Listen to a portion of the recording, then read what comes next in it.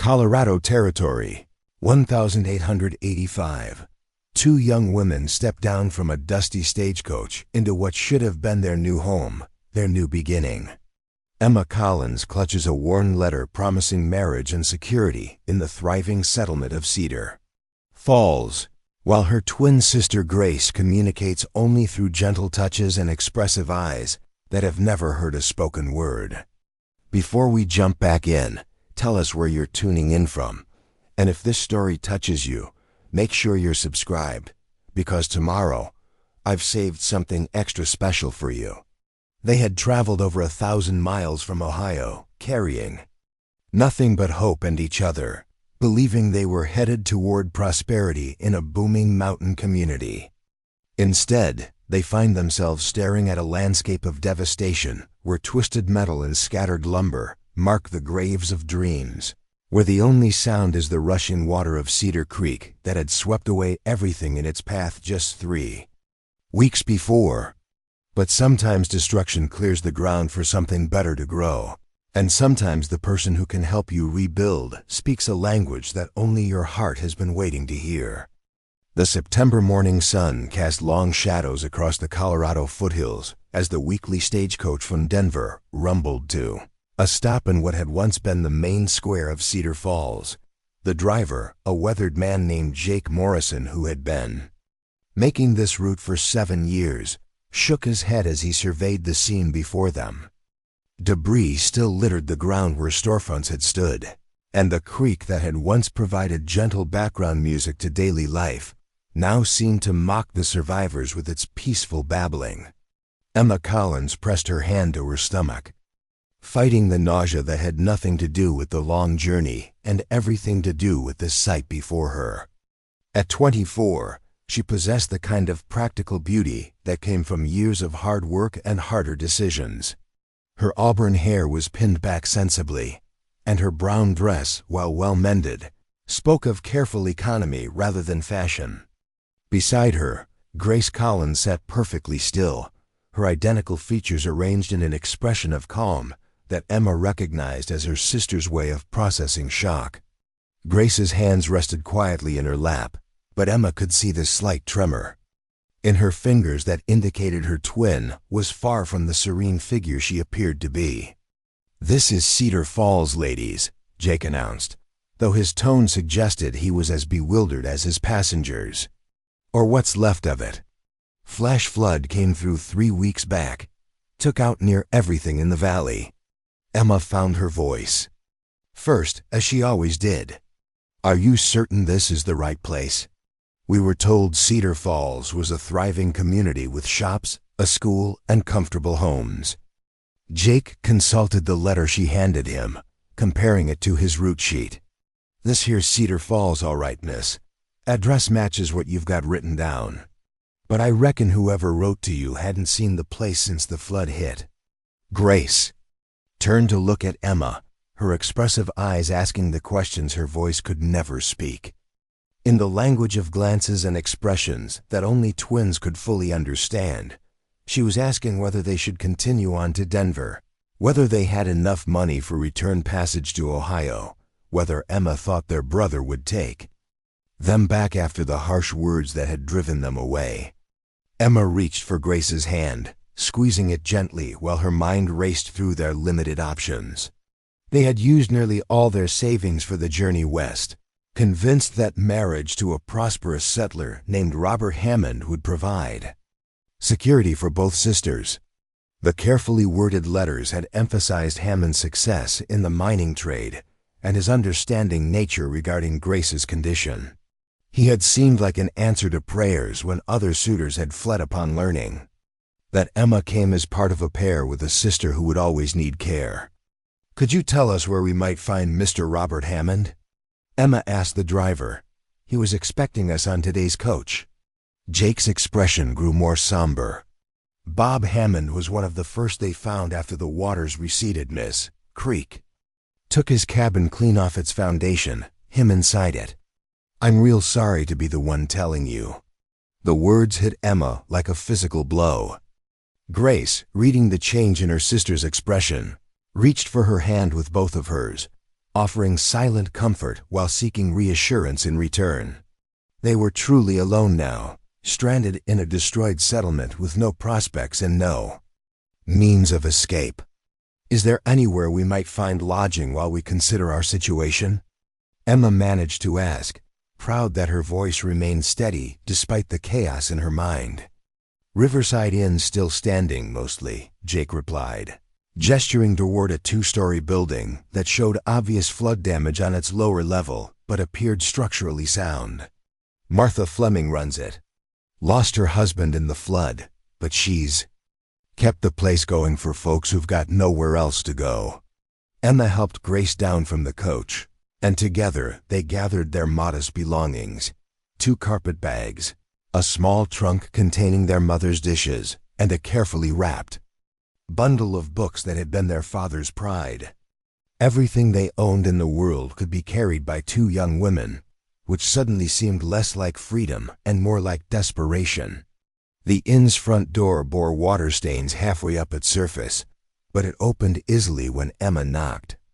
The woman who answered had the kind of face that immediately inspired trust, weathered by years of hard work but kind, with graying hair pulled back practically and hands that spoke of constant activity. "You must be the Fleming ladies Jake mentioned were coming through," Martha Fleming said, her voice carrying the warmth of someone who understood that strangers often carried heavy burdens. "I'm Martha Fleming. Come in, come in. No sense standing in the cold." "Actually, I'm Emma Collins, and this is my sister Grace," Emma corrected gently. "We were expected by Robert Hammond, but we've just learned about the terrible tragedy that befell him." Martha's expression shifted to one of deep sympathy, mixed with understanding. "Oh, honey, you were Bob's intended bride. He mentioned you in his letters to folks around town, said he was looking forward to meeting you and your sister." Her gaze moved to Grace with particular gentleness. "He told. Who is Grace communicates in special ways, said it made her extra precious in God's eyes." Grace smiled for the first time since their arrival, and Emma felt a flutter of gratitude toward the dead man who had spoken kindly of her sister to his neighbors. It suggested that his letters, at least about his character, had been honest. "We find ourselves in rather desperate circumstances," Emma admitted, her pride warring with necessity. "We've used most of our funds for travel and have nowhere else to go. Might we impose on your hospitality until we can determine our next course of action?" "Impose nothing," Martha said firmly. "This inn's for folks who need shelter, and right now, that's most everyone left in Cedar Falls. You can have the room at the top of the stairs. It's small but clean, and the roof doesn't leak. $2 a week includes meals, though I warn you, cooking's simpler than it used to be with supplies being what they are. $2 a week would exhaust their remaining funds within a month." But Emma nodded gratefully. They needed time to think, to plan, to figure out how 2 young women alone could survive in a world that offered few opportunities for independence. The room Martha showed them was indeed small, with a single window overlooking what had once been Cedar Falls Main Street. 2 narrow beds flanked a simple washstand, and a small chest of drawers provided storage for their few belongings. It was spartanly furnished but scrupulously clean, and after weeks of travel, the prospect of privacy and stillness felt like luxury. Once alone, Grace turned to Emma with questions written clearly in her expression. Emma sank onto one of the beds, suddenly exhausted by the weight of their situation. "I don't know what we're going to do," she said aloud, knowing that Grace could read her lips well enough to follow her words. "We can't afford to stay here long, and we certainly can't afford passage back to Ohio. Even if we could, what would we return to?" Michael made it clear we were no longer welcome after Father's death. Grace moved to sit beside her sister, taking Emma's hands in her own. Then, with careful, deliberate movements, she began to communicate in the hand language they had developed together over the years. It was not the formal sign language used in schools for the deaf. They had never had access to such education, but rather an intimate system of gestures and expressions that had grown between them since childhood. Grace's hands moved gently, but urgently. We stay, we work, we build something new. Emma stared at her sister in surprise.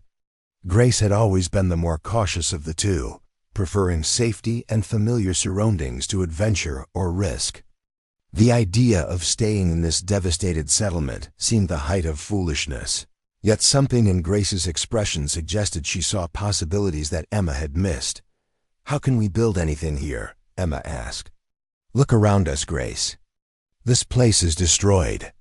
There's no work for women, no opportunities, no future." Grace stood and moved to the window, gesturing for Emma to join her. Together, they looked out at this scene below. What Emma had seen as devastation, Grace seemed to view differently. She pointed to the people moving among the debris, men working to clear lumber, women salvaging what could be saved, children playing in the creek as if floods and destruction were simply part of life's natural rhythm. Grace's hands moved again. People still here, still trying. We help, we belong. The simple faith in her sister's movements struck Emma powerfully. Grace, who had spent her entire life depending on others to speak for her, was suggesting they make their own way in a place where no one knew their history, where they could define themselves by their actions rather than their limitations. A knock at their door interrupted Emma's thoughts. She opened it to find Martha Fleming holding a tray with 2 steaming bowls and a plate of fresh bread. Preparing and narrating this story took us a lot of time, so if you are enjoying it, subscribe to our channel. It means a lot to us. Now back to the story. "Thought you might be hungry after your journey," Martha said, entering at Emma's invitation. "Also thought you might want to know a bit more about what you're facing here." As they shared the simple but nourishing meal of vegetable soup and bread, Martha told them about Cedar Falls before and after the flood. The settlement had indeed been thriving, built around a combination of mining claims in the surrounding hills and agriculture in the fertile valley. The creek that had destroyed so much had also been the source of the community's prosperity, providing water for crops and power for a small mill. "We lost 17 souls in the flood," Martha said quietly, "including some of our most prominent citizens. Robert Hammond was working to establish a proper school. We had children here, you see, and he believed education was the foundation of any lasting community." Grace's attention sharpened at the mention of education, and Emma noticed her sister's interest. Before their parents' death, Grace had helped Emma teach reading to the younger children in their Ohio community. It was one of the few activities where Grace's silence was not seen as a limitation. "What kind of school was Mr. Hammond planning?" Emma asked. "Something special," Martha replied.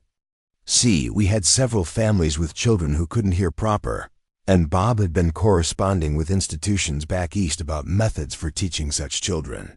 He had ideas about bringing in someone trained in hand language, making our school a place where all children could learn, regardless of their abilities." Emma felt Grace stiffen beside her and knew her sister was thinking the same thing she was. A school for children who couldn't hear, children like Grace, represented possibilities neither of them had dared to imagine. "Was Mr. Hammond's work completely lost in the flood?" Emma asked carefully. "His cabin and most of his papers, yes. But he'd been working with a young fellow who came through town about 6 months back. Teacher from back east who knew the hand language and had experience with schools for the deaf. Fellow named Samuel Mitchell. He was supposed to return this fall to help establish the school proper." Grace's hands moved urgently, and Emma translated without thinking. "Grace asks if this Samuel Mitchell still plans to come, given the circumstances." Martha looked at Grace with increased interest. "You know the hand language?" Emma hesitated, unsure how much to reveal. "Grace and I developed our own ways of communicating over the years. We've never had formal training, but we understand each other well." "Well, I'll be," Martha said wonderingly. "Bob would have been so pleased. He was passionate about helping children like Grace find their place in the world." She paused, studying both sisters thoughtfully. As for Samuel Mitchell, last we heard, he was still planning to come. Matter of fact, Jake mentioned he had a passenger getting off in Boulder who matched the description. Young man traveling alone with a trunk full of books. Hope began to kindle in Emma's chest. If this Samuel Mitchell did arrive, if he was truly committed to establishing the school for children who couldn't hear, perhaps there would be opportunities they hadn't considered. Emma had always been good with children and had helped their father with bookkeeping for his small business. Grace, despite her silence, had an intuitive way with young people that made her an excellent teacher when given the chance. Mrs. Fleming, Emma said slowly, if we were to consider staying in Cedar Falls, what opportunities might exist for two women willing to work hard and contribute to the community's rebuilding? Martha set down her spoon and studied them both carefully. Well now, that depends on what skills you're bringing to bear on the situation. This town needs everything right now. Folks who can cook, clean, teach, keep books, tend gardens, care for children while their parents rebuild. We're not in a position to be particular about who does what, long as it gets done with integrity.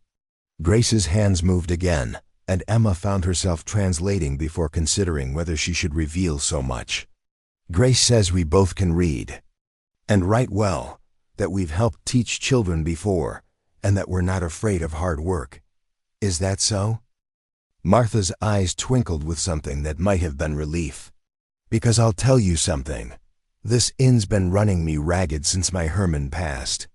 Could use help with the cooking and cleaning, especially with more folks arriving each week looking for opportunities in the rebuilding.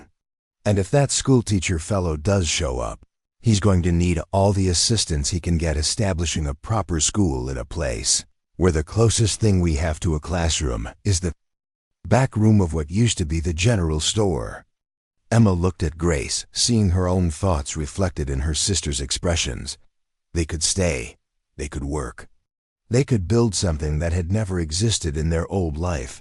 Independence based on their own efforts rather than dependence on male relatives or husbands who might or might not treat them kindly.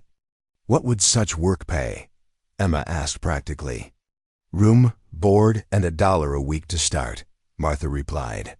More if you prove yourselves useful and the inn starts turning proper profit again. It's not riches, but it's honest work and a chance to be part of something growing instead of something dying. Emma extended her hand. Mrs. Fleming, you have 2 new employees. As they shook hands, Grace smiled brightly and began to applaud silently, her excitement evident despite her inability to voice it. For the first time since stepping off the stagecoach, Emma felt something other than despair. They were no longer mail-order brides waiting for husbands to define their futures. They were working women in a community that needed their skills, and that transformation felt like the beginning of everything rather than the end. The next morning brought their first full day of work at the Riverside Inn. Emma discovered that Martha had understated the challenges. The inn's kitchen had suffered significant flood damage, requiring creative solutions for meal preparation, and the guest rooms needed constant attention as new arrivals tracked in mud and debris from the quays. Ongoing cleanup efforts. Grace proved invaluable in ways that surprised even Emma. Her keen observational skills, sharpened by years of relying on visual cues, allowed her to anticipate guests' needs before they voiced them. She developed a system of written notes for communicating with visitors who didn't understand her hand gestures, and her gentle manner put even the most frustrated travelers at ease. By the end of their first week, Emma had begun to feel something she had never experienced before. The satisfaction of earning her own way through her own abilities. The work was hard, but it was theirs, and every dollar they earned represented independence rather than charity or obligation. It was during their second week in Cedar Falls that Samuel Mitchell finally arrived. Emma was hanging laundry behind the inn when she heard voices from the front porch, Martha's familiar tone mixed with that of a stranger. Curious, she made her way around the building in time to see a tall, lean man with dark hair and intelligent eyes speaking earnestly with their employer.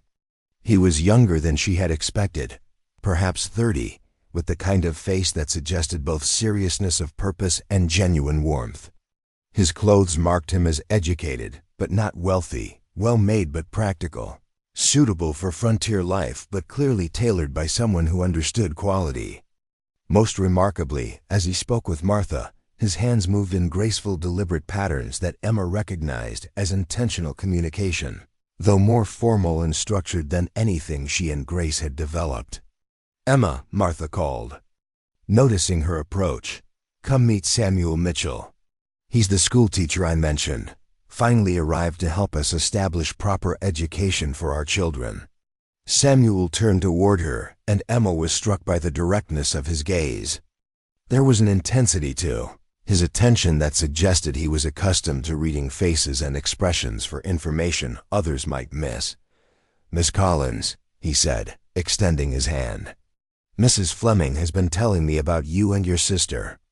I understand Grace communicates through hand language." "After a fashion," Emma replied, accepting his handshake and noting the strength and calluses that spoke of someone who worked with his hands as well as his mind. "We've developed our own methods over the years, though I suspect they're quite different from formal instruction."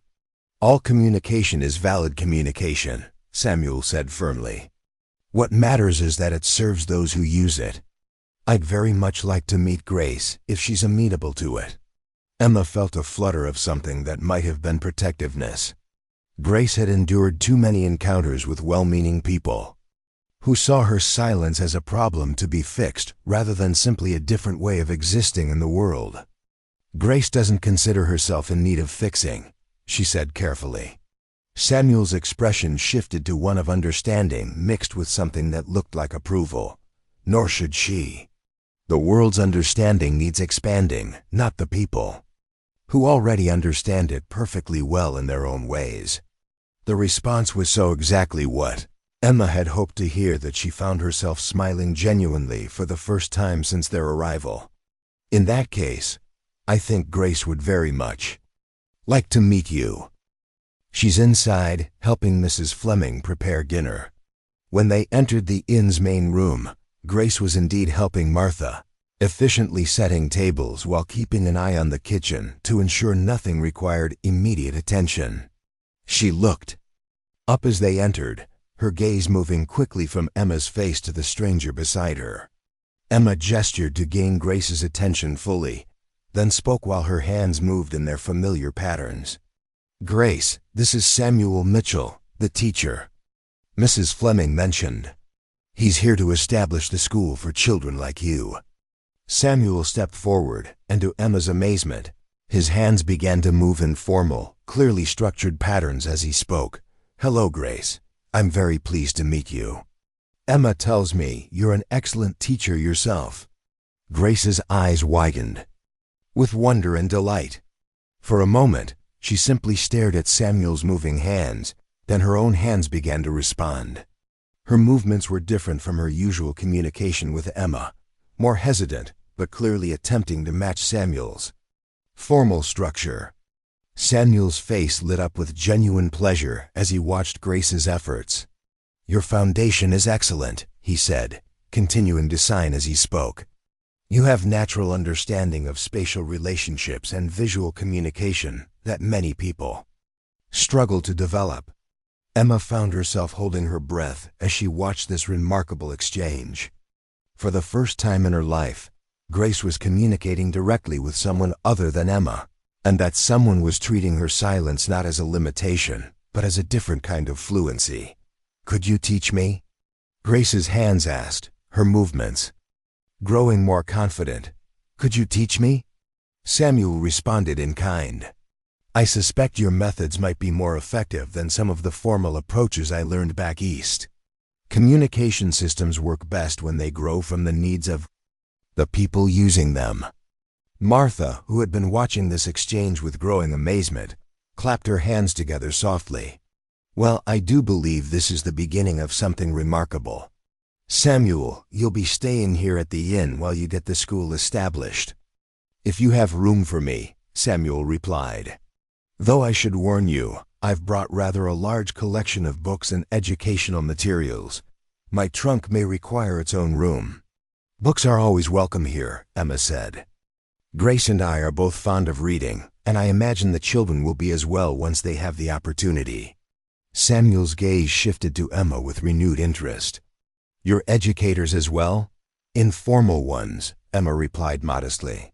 We helped teach the younger children in our community back in Ohio. Nothing as specialized as what you're planning, but we both enjoy working with young people.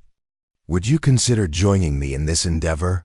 Samuel asked, his question directed to both sisters, but his eyes lingering on Emma. Establishing a school that serves all children, regardless of their methods of communication, will require more than one teacher. It will need people who understand that education is about meeting students where they are, not forcing them to conform to a single approach. Emma felt her heart leap at the possibility, but practical concerns immediately followed. We're committed to helping Mrs. Fleming with the inn. Oh, pish, Martha interjected. Emma, dear, the whole point of you girls earning your keep is so you can have choices. If Samuel's offering you the chance to do work that suits your abilities, better than scrubbing floors and cooking for travelers, you should consider it seriously. Grace's hands moved urgently, and Emma translated automatically. Grace says she would very much like to help with the school, but she's concerned about communicating with children who don't understand our methods. Samuel nodded thoughtfully. That's exactly why I need your help. Grace, you understand what it's like to navigate a world that doesn't always accommodate your way of communicating. That experience would be invaluable for children facing similar challenges. And Emma, you understand how to bridge different communication styles. Together, we could create something truly revolutionary. A school where every child can learn regardless of how they receive or express information. The opportunity was more than Emma had dared to hope for, yet she found herself hesitating. Working closely with Samuel would mean risking the independence she and Grace had fought so hard to establish. If he proved to be like other men who saw women as assistants rather than partners, they could find themselves in a worse position than when they'd arrived. What exactly would our roles be? She asked carefully. Would we be hired as teachers or as helpers to a teacher? Samuel's expression grew more serious, as if he understood the importance of her question. You would be teachers. Full partners in developing and implementing educational approaches. I have formal training and credentials, but you have practical experience and insights I lack. The school's success would depend on all of us working as equals toward a common goal. Emma looked at Grace, who was practically vibrating with excitement at the prospect. Her sister's enthusiasm was infectious, but Emma forced herself to think practically about their situation. What would such positions pay? She asked. We need to be able to support ourselves independently. The community has committed to funding teacher salaries at $25 per month, plus housing, Samuel replied. Robert Hammond had begun collecting donations before his death, and despite the flood's devastation, people here seemed committed to ensuring their children receive proper education. $25 per month each was more than Emma had dared to hope for, enough to ensure true financial independence if the school succeeded. But the word "if" loomed large in her considerations. And if the school fails? If the community can't sustain it financially, or if parents decide they don't want their children educated alongside deaf students? Samuel's expression grew determined. Then we'll have given everything we had to an effort worth making. But I don't believe it will fail. Emma, I've seen the hunger for education in the children I've met here, and I've watched how quickly Grace and I connected, despite our different communication backgrounds. When people are given the opportunity to understand each other, they usually choose connection over division. Grace moved to Emma's side, her hands speaking urgently. Yes, Try, together we're stronger. Looking at her sister's hopeful face, Emma realized that Grace was right. Together, they had survived their parents' deaths, their brother's rejection, the journey west, and the discovery that their planned future had been swept away by flood waters. Together, they could build something better than what they had lost. "Mr. Mitchell," Emma said formally, "Grace and I accept your offer. When do we begin?" The first month of establishing the Cedar Falls School proved more challenging than any of them had anticipated. Samuel had secured the use of a large room above what remained of the general store, but the space required extensive cleaning and repair before it could accommodate children. Emma found herself climbing ladders to patch roof leaks while Grace organized salvaged books and materials with meticulous care. Samuel worked tirelessly to create teaching tools from whatever materials they could gather, fashioning letterboards from smooth river stones and constructing simple desks from reclaimed lumber. Their biggest challenge wasn't the physical reconstruction, however, but convincing parents to trust their children's education to such an unconventional arrangement. Many families had lived in Cedar Falls for years without seeing the need for formal schooling, relying instead on basic reading and arithmetic taught at home. The idea of a school that welcomed deaf children alongside hearing ones struck some as unnecessary complication, while others worried that their hearing children might somehow be harmed by association with those who couldn't speak. Emma discovered just how deep these concerns ran during her third week in Cedar Falls, when she encountered Helen Morrison, the wife of Jake the stagecoach driver, at the temporary market that had been established in the ruins of the old town square.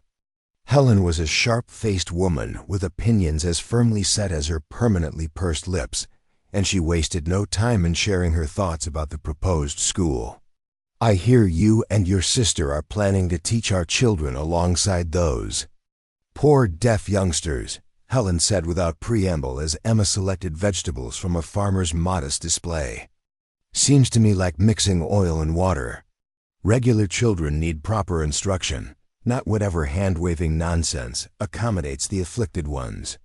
Emma felt her temper rise at the woman's dismissive tone, but she forced herself to respond calmly. "All children deserve proper instruction, Mrs. Morrison. The methods we're developing will benefit everyone, not just those who communicate differently." "Methods," Helen snorted.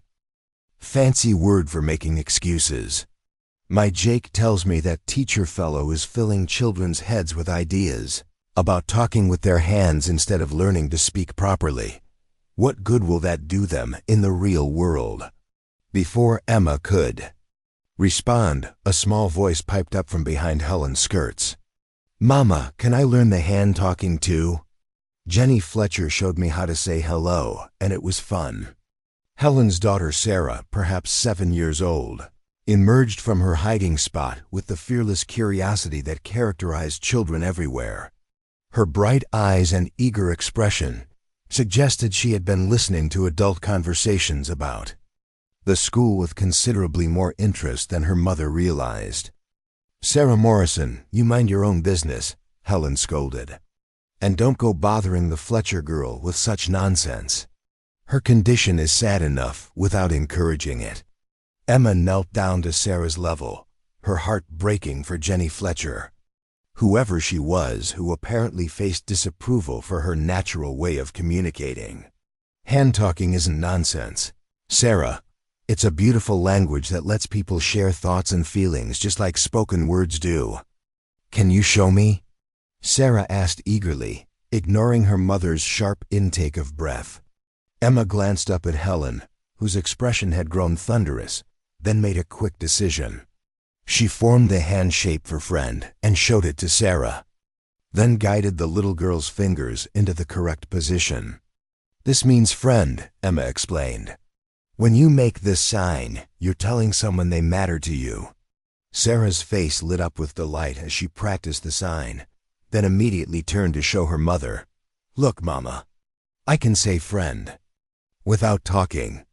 Helen grabbed her daughter's hands, stopping the motion abruptly. "That's quite enough.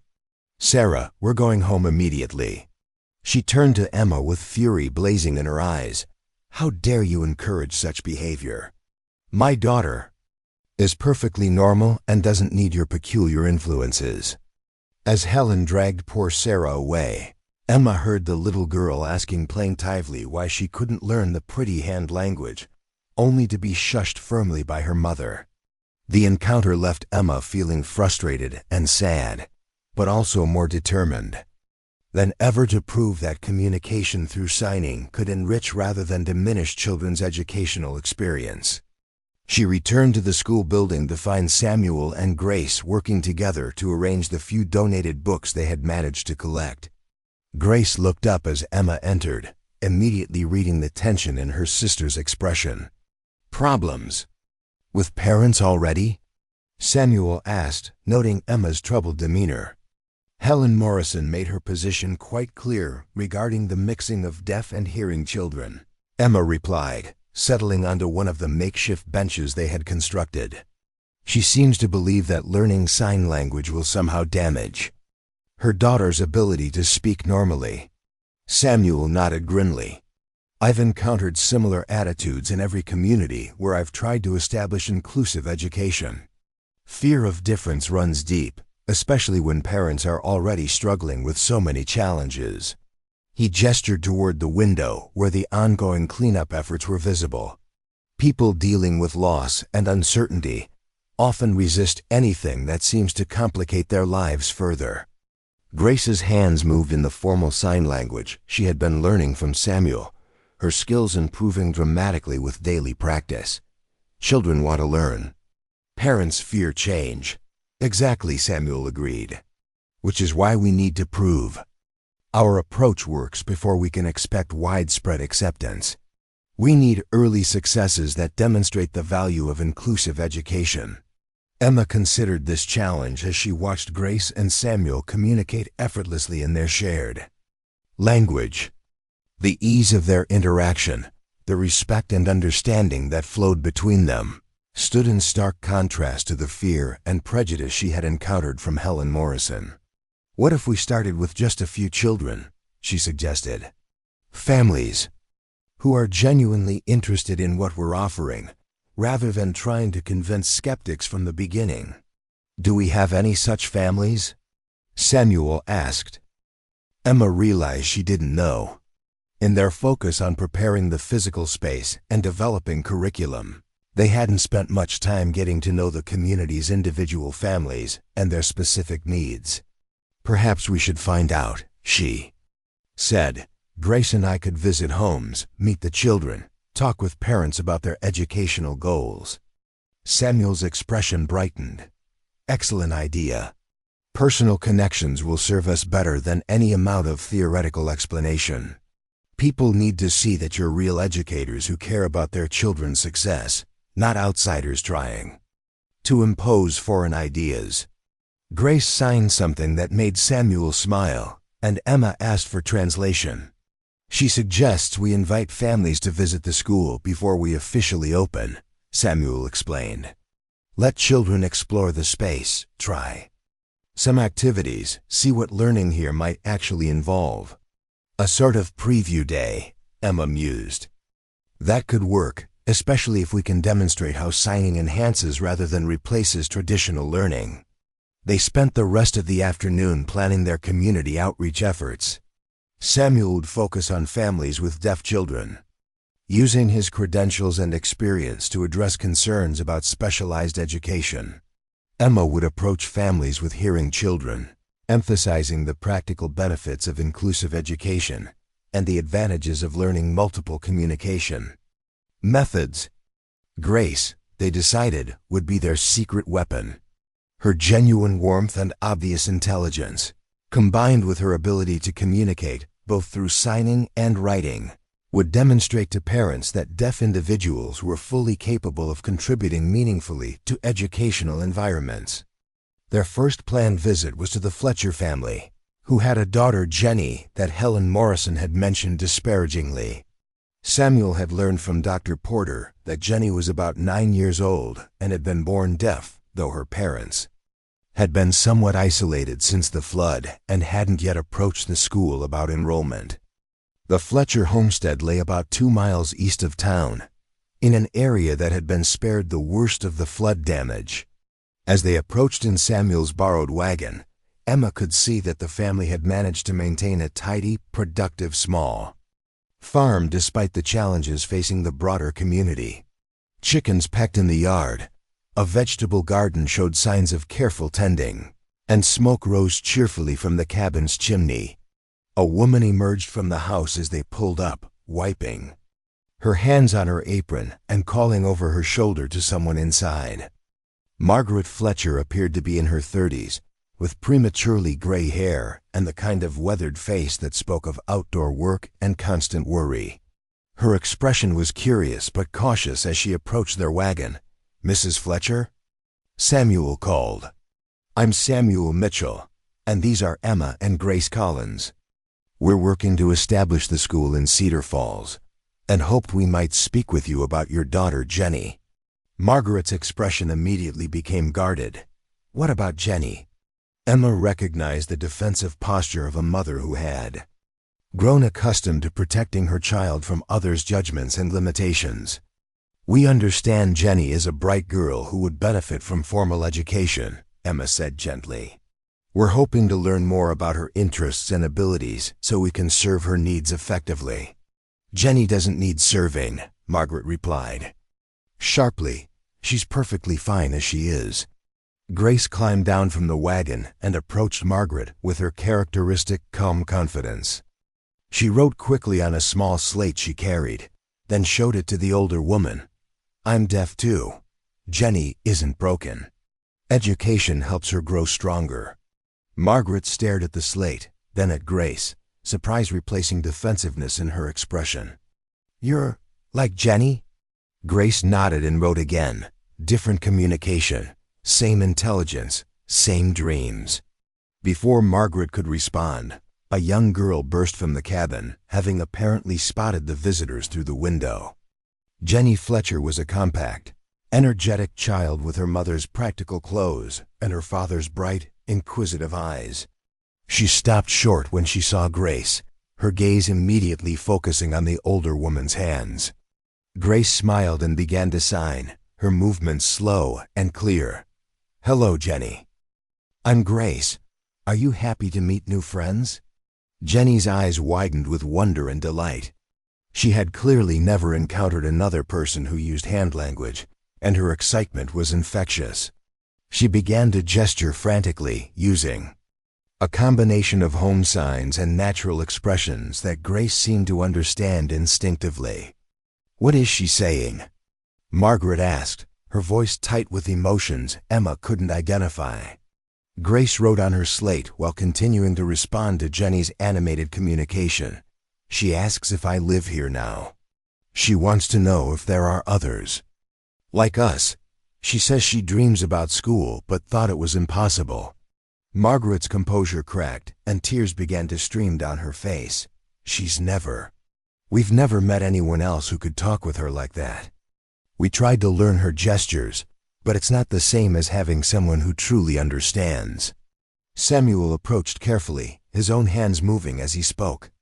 "Jenny is remarkably expressive for someone who hasn't had formal language instruction. Her natural communication skills suggest she would excel in a structured educational environment." Jenny, meanwhile, had taken Grace's hand and was pulling her toward the cabin, clearly eager to show off her home and possessions to this miraculous new friend who understood her perfectly. Grace allowed herself to be led, pausing only to gesture to Emma and Samuel that they should follow. The Fletcher cabin was small but immaculately kept, with clear evidence of a family that prized learning.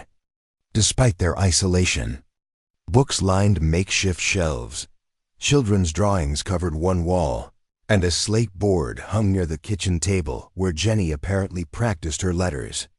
Most remarkably, the walls were covered with pictures, careful drawings that told stories without words, showing Jenny's sophisticated understanding of visual narrative.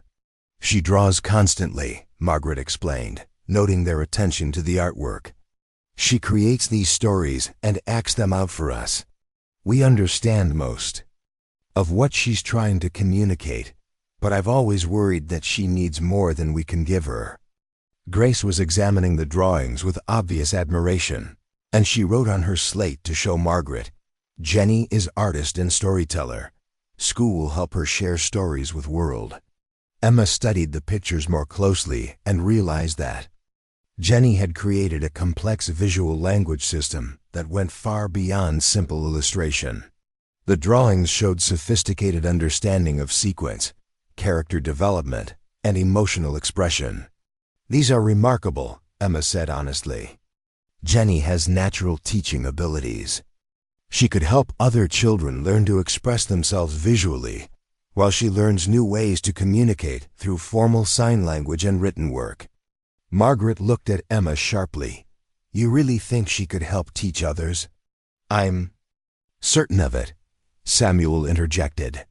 "In inclusive educational environments, children often learn more effectively from peers who face similar challenges. Jenny's creativity and expressiveness would benefit every child in our school."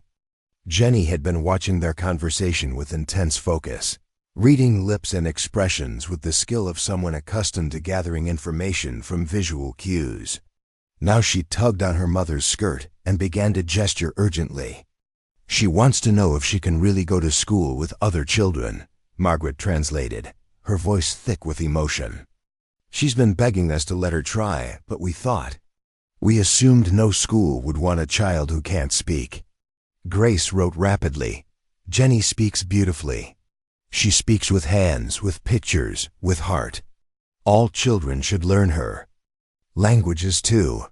The visit stretched into the afternoon as Jenny showed them every corner of her world, from her collection of smooth stones, arranged in complex patterns, to her carefully tended corner of the vegetable garden. Her intelligence and curiosity were unmistakable, as was her hunger for broader educational opportunities. When they finally prepared to leave, Margaret walked them to their wagon with an expression Emma recognized as hope mixed with protective. "Caution.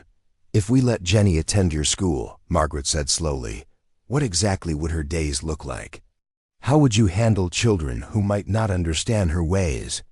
Samuel answered thoughtfully, "Jenny would spend part of each day in formal sign language instruction, expanding her communication vocabulary. She would also participate in reading, writing, and arithmetic lessons adapted to incorporate visual learning methods. Most importantly, she would serve as a peer educator, helping hearing children learn to communicate through signing and visual expression." "All children would learn Jenny's methods?" Margaret asked. "All children would learn multiple communication methods," Emma clarified. "Signing, speaking, writing, drawing. The goal is to give every child access to as many ways of expressing themselves as possible." Grace added her own note. "Jenny will not be the different child who must fit in. All children will learn to communicate in Jenny's language and others." That evening, as they returned to Cedar Falls, Emma reflected on the day's success. They had not only gained their first enrolled student, but had also discovered a child whose natural abilities would strengthen their entire educational approach. "Jenny's parents were ready to trust us," Samuel observed as they discussed the visit. "They've watched their daughter struggle with isolation and recognize that she needs broader opportunities." "Not all parents will be so receptive," Emma warned. Helen Morrison made it clear that some families see inclusive education as a threat rather than an opportunity. Grace signed her thoughts, and Samuel translated. "She says fear comes from not understanding. Once people see children learning and growing together, fear becomes curiosity." Emma hoped her sister was right, but she suspected their path forward would involve considerable challenge from community members who preferred familiar limitations to unfamiliar possibilities. The success of their school would depend not only on their teaching abilities but on their capacity to change hearts and minds in a community still reeling from loss and change. Their second family visit, arranged for the following week, would test that capacity more directly Dr. Porter had suggested they meet with the Hendersons, who had twin boys aged 8 and had expressed interest in formal education, but harbored concerns about the unconventional approach Samuel proposed.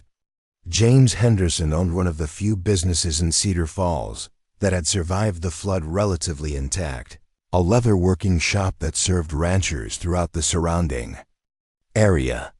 His wife Clara was known for her strong opinions and direct manner, qualities that had served the family well during the community's recovery efforts, but might prove challenging when discussing educational innovation. Emma approached this visit with more anxiety than she had felt about meeting the Fletchers. Margaret Fletcher had been a mother seeking solutions for her child's isolation. Clara Henderson, according to Martha's warnings, was a woman who prided herself on traditional values and conventional approaches to child rearing. The Henderson home reflected the family's relative prosperity and Clara's exacting standards. Every surface gleamed with careful attention. Books were arranged precisely on shelves, and the twins who answered their knock wore matching clothes that suggested their mother's attention to proper presentation. "You must be the teachers, Clara," Henderson said as she welcomed them into a parlor that seemed almost formal by frontier standards. "James is finishing up some work in the shop, but he'll join us shortly. Boys, introduce yourselves properly." The twins, Michael and Matthew, stepped forward with the polished manners of children accustomed to adult expectations. They were identical in appearance, but Emma immediately noticed differences in their behavior. Michael stood confidently and made direct eye contact, while Matthew hung back slightly and seemed more observant and participatory. "We're pleased to meet you," Michael said clearly. "Mother says you might be our teachers if we're going to have a real school." Matthew nodded but didn't speak, and Emma wondered if the boy was naturally shy or if his quieter nature had been overshadowed by his more outgoing brother. Grace, as had become her practice, introduced herself through writing. "I'm Grace. I teach children who learn in different ways. What do you like to learn about?" Michael immediately launched into an enthusiastic description of his interests in horses, mechanical devices, and adventure stories. Matthew watched his brother's animated performance, but remained silent until Grace directed a question specifically to him. "Matthew, what makes you happy to learn?" Grace wrote. Matthew looked at his mother nervously, then whispered something too quiet for the adults to hear. Clara's expression tightened with embarrassment. "Matthew, speak up properly," she instructed. "These teachers need to hear you clearly." The boy's face reddened, and he shrank further into himself. Emma recognized the signs of a child who had learned that his natural way of being was somehow insufficient. Grace knelt to Matthew's level and wrote on her slate, "Whispers are words. 2. Some thoughts are too precious for loud voices." Matthew's eyes widened at this validation, and he leaned closer to read Grace's words. Then, encouraged by her gentle attention, he whispered directly to her, "I like to watch birds and remember their songs." Grace smiled and wrote, "Bird songs are nature's poetry. You must have excellent memory and careful attention." The interaction was interrupted by James Henderson's arrival. He was a big, practical man with calloused hands and the straightforward manner of someone accustomed to solving problems through direct action. "Sorry to keep you waiting," he said, settling into a chair that creaked under his weight. "Clara's told me about your plans for the school. Sounds ambitious, maybe too ambitious for a place like Cedar Falls." Samuel leaned forward, recognizing the importance of winning James's support. Ambitious perhaps, but necessary. Children in growing communities need educational opportunities that prepare them for broader opportunities, not just local limitations. "That's all well and good," James replied, "but I hear you're planning to mix regular children with the deaf ones. How's that supposed to work? Won't the normal kids be held back by accommodating the others?" Emma felt Grace stiffen beside her at the casual dismissal implied in normal kids, but her sister's expression remained calm and patient. "Actually, research suggests the opposite," Emma said carefully. Children who learn multiple communication methods develop stronger cognitive abilities and greater empathy. The presence of deaf students enhances rather than diminishes the educational experience for everyone. Clara spoke up, her tone skeptical. That sounds like fancy theories from back east. Out here, we need practical education that prepares children for real life. Grace wrote on her slate and showed it to Clara. Real life includes many different people. Children who learn to communicate with everyone become stronger adults. But what about speaking properly? Clara pressed. If children spend time learning hand-waving instead of focusing on correct speech and grammar, won't that hurt their prospects? Samuel addressed this concern directly. Hand language is a complete, sophisticated language system, not hand-waving. Children who master multiple communication forms actually show improved verbal abilities because they develop deeper understanding of how language functions. Michael, who had been listening with growing excitement, suddenly burst out. Could I really learn to talk with my hands? That would be so useful for communicating when we're far apart or in noisy places. His enthusiasm was infectious, and even Matthew smiled at his brother's excitement. But Clara looked alarmed at her son's interest in what she clearly viewed as an unnecessary complication. Michael, you don't need to learn hand signals, she said firmly. You speak perfectly well already. Grace wrote another note.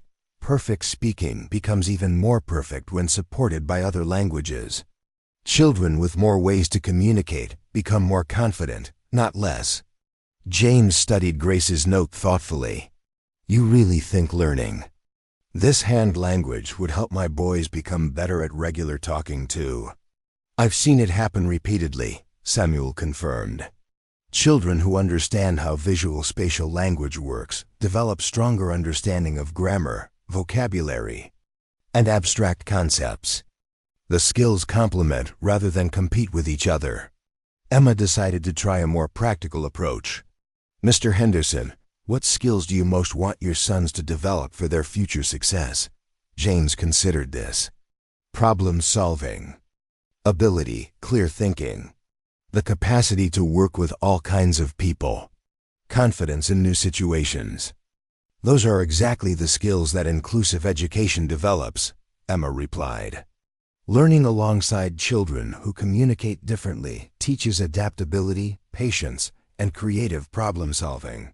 Your sons would graduate not just with academic knowledge but with the interpersonal skills needed for leadership. Clara remained skeptical, but Emma could see that James was beginning to understand the potential advantages. Matthew, meanwhile, had approached Grace's chair and was studying her hands with fascination. Does it hurt to be deaf? He whispered to Grace. Grace smiled and wrote, Does it hurt to have brown eyes instead of blue? Being deaf is just a different way of experiencing the world. Sometimes it's actually helpful. I notice things others miss. What kinds of things? Matthew asked, his natural curiosity overcoming his shyness. Grace gestured around the room, then wrote, I saw that you love your brother, but sometimes feel invisible next to him. I noticed that you organized your mother's books by subject, not just size. I could tell you were thinking carefully about our conversation before deciding whether to trust us. Matthew stared at Grace with wonder. You could tell all that just by watching? When you can't hear words, you become very good at reading feelings and noticing details, Grace wrote. It's like having a superpower that helps you understand people better. Clara and James exchanged glances, clearly impressed despite themselves by Grace's perceptive observations about their quieter son. Matthew does notice things others miss, Clara admitted reluctantly. He's always been more observant than his brother, though we worry about his shyness. Shyness often masks deep thinking, Samuel observed. In inclusive educational environments, quiet children often find their voices when they're given multiple ways to express themselves. The visit concluded with James and Clara agreeing to consider enrollment, though Clara insisted on visiting the school herself before making a final decision. As they prepared to leave, Michael approached Grace with excitement written all over His face. Miss Grace, if I learn your hand language, could I teach it to our horses? I bet they'd understand signals better than voice commands when they're working. Grace's delighted laughter was silent, but unmistakable, and she wrote, "Horses are excellent students. They already communicate with body language. You would just be learning their methods too." As they drove back to town, Emma reflected on the day's mixed success. They had made progress with James Henderson and clearly sparked both boys' interest in their educational approach. Clara's resistance seemed rooted more in unfamiliarity than in genuine opposition, which meant she might be persuaded by positive results. "Matthew's going to thrive in our environment," Samuel observed. "He's exactly the kind of child who benefits from having multiple ways to express his intelligence." Grace signed her agreement, adding her observation that Matthew possessed the kind of careful attention that would make him an excellent student of sign language. "What concerns me," Emma said, "is that we're still only reaching families who are actively seeking solutions to their children's educational needs. We haven't yet convinced anyone who doesn't already see the value of what we're offering." Samuel nodded thoughtfully. "That's the next challenge. We need to demonstrate success with our initial students before we can expect broader community acceptance. Their opportunity to prove themselves would come sooner than expected." The following week brought news that would test not only their educational philosophy, but their capacity to handle crisis while maintaining their commitment to inclusive education. Dr. Porter arrived at the school building early one morning with urgent information. A family of homesteaders had arrived in Cedar Falls the previous evening, refugees from a failed settlement attempt further north. Among them were 3 children who had been attending a school for the deaf in Denver before their family's financial circumstances forced them to abandon their education. "They're living in wagons behind the church right now," Dr. Porter explained. "The parents are desperate for work, and the children are heartbroken about losing their schooling. I thought you should know, given your educational mission." Emma, Grace, and Samuel exchanged glances, immediately understanding both the opportunity and the challenge this presented. 3 more deaf students would strengthen their program's credibility and provide Jenny Fletcher with peer companionship. However, taking on additional students before they had established community support might overwhelm their resources and provoke greater resistance from skeptical families. "What are the children's ages and educational backgrounds?" Samuel asked. 2 girls, ages 10 and 12, and a boy who's 8, Dr. Porter replied. According to their parents, all 3 were progressing well in formal sign language and academic subjects before the family's circumstances changed. Grace signed urgently and Samuel translated. "She says we have to help them. Educational opportunity shouldn't depend on family wealth." Emma agreed with Grace's sentiment but worried about practical implications. "Can we realistically support 6 students instead of 3? Emma asked. "And won't increasing the number of deaf children reinforce the idea that we're just a school for the disabled instead of an inclusive one?" Samuel considered. "This, if we start turning away children who need an education just to avoid community backlash, we've already failed our mission. Our role is to serve students well, not manage other people's biases." Before Emma could respond, a commotion outside caught their attention. Helen Morrison was approaching, flanked by a small group of parents. Emma sighed. "This looks like trouble," she muttered, moving toward the door. Helen didn't bother with greetings. "Miss Collins, we need to talk about this school before things get out of hand." 4 parents followed her inside, including Tom Brady, the local blacksmith, someone whose support they had hoped to earn. Others looked skeptical, even hostile. Emma maintained her composure. "Of course," she said warmly. "We're always open to conversations about our educational approach." Samuel and Grace joined her as the group entered the still unfinished classroom.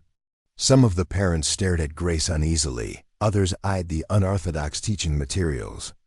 Helen got straight to the point. We hear you're bringing in more deaf children from that refugee family. That's not what we were told when this school was proposed. Tom Brady spoke before Emma could. Helen, let's give them a chance to explain before jumping to conclusions. Thank you, Mr. Brady, Samuel said. Yes, we've been asked to enroll 3 more students' children with previous schooling whose families have recently fallen on hard times. They'll actually enhance the learning environment by offering peer support and academic leadership. Or you're turning this into a school for the handicapped instead of a real one. Helen snapped. My daughter Sarah doesn't belong in a classroom with children who can't even speak properly. Grace quietly stepped forward and held up her slate. Deaf children speak fluently in sign language. Would you say a French child can't speak just because you don't understand French? Helen scowled. That's different. French is an actual language used by actual countries. That hand-waving is just a way to cope with a disability. The dismissive remark sparked tension. Tom Brady looked visibly annoyed. Dr. Porter, who had stayed quiet, now spoke up. Actually, sign language is widely recognized as a complex and complete language.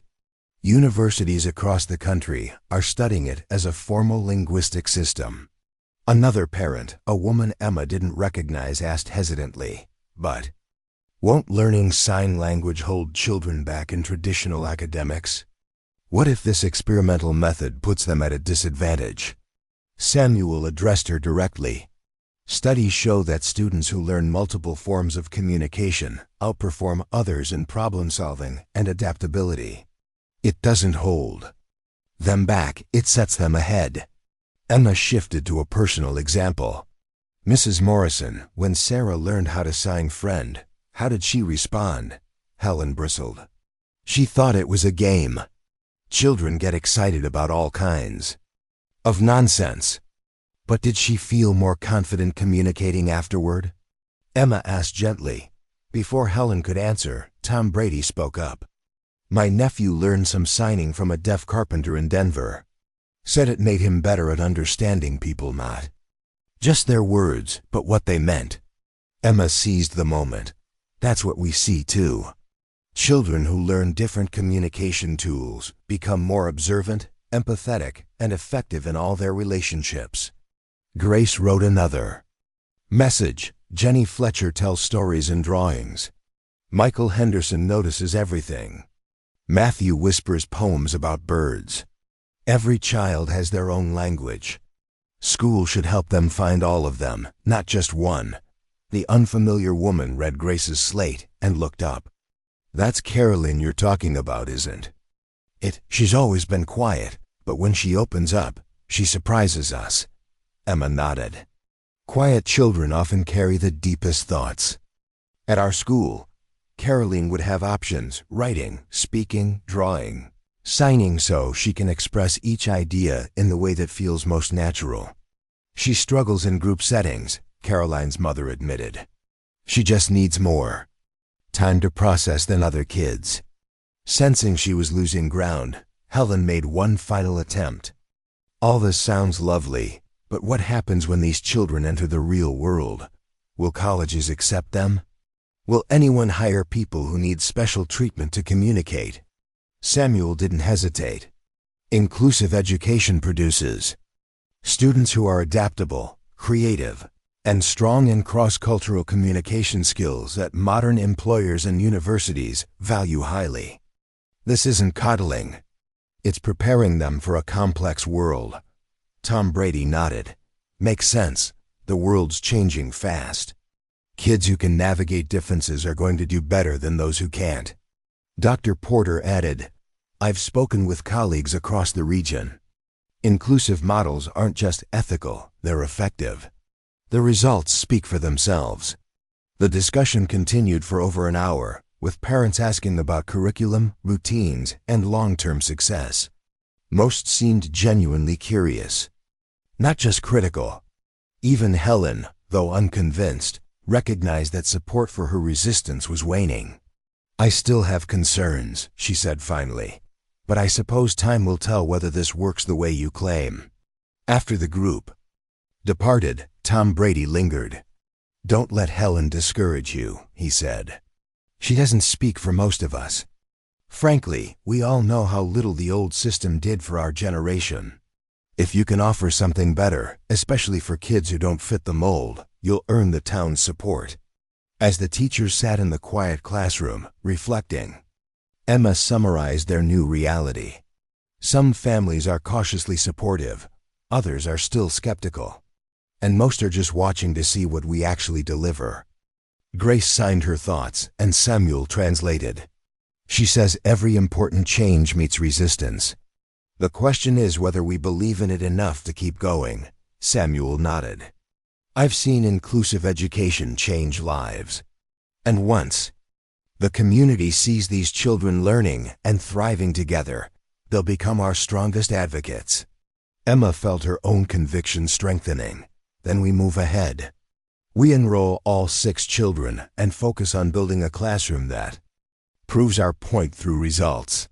Our students' success will say more than any argument ever could." As they returned to preparing their classroom for opening day, Emma reflected on how dramatically her life had changed since arriving in Cedar Falls as a stranded mail-order bride. She had discovered not only meaningful work and financial independence, but also a sense of purpose that went far beyond personal security. Building this school meant fighting for a vision of education that honored every child's potential, regardless of how they communicated or learned. The challenges ahead were significant, but Emma felt ready to face them alongside Grace and Samuel. Together, they were creating something unprecedented in their isolated mountain community, a place where difference was celebrated rather than simply tolerated, where all children could discover their own unique ways of contributing to the world. The Cedar Falls School opened its doors on a crisp October morning, with 6 eager students and the entire community watching to see whether this experimental venture would succeed or fail spectacularly. Emma arrived early to find Grace already arranging materials with her characteristic precision, while Samuel reviewed lesson plans one final time. The classroom they had worked so hard to prepare buzzed with nervous energy as parents began arriving with their children. Jenny Fletcher was the first student through the door, practically vibrating with excitement as she took in every detail of the space that would become her educational home. Her mother, Margaret, followed close behind, carrying a small bundle that Emma recognized as Jenny's drawings, carefully preserved between sheets of brown paper. Jenny wanted to share her stories with her new classmates, Margaret explained, her voice thick with emotion. "She's been awake since dawn, too excited to eat breakfast." Grace knelt to Jenny's level and signed a welcome that made the young girl beam with joy.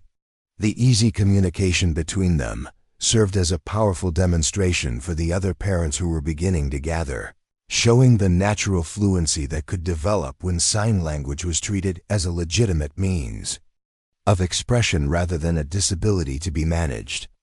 The Henderson twins arrived next, with Clara looking decidedly nervous while James maintained his characteristic practical demeanor. Michael bounded into the classroom with enthusiasm, immediately gravitating toward the collection of books Samuel had assembled, while Matthew hung back near his mother, observing everything with his usual careful attention. Samuel approached the family with a warm smile. "Good morning, boys. Are you ready to begin your educational adventure?" Michael nodded eagerly, but Matthew whispered something to his mother that made Clara frown with concern. "He's worried about keeping up with the other children," Clara translated reluctantly. Matthew's always been slower to speak up in group situations. Grace wrote quickly on her slate and showed it to Matthew.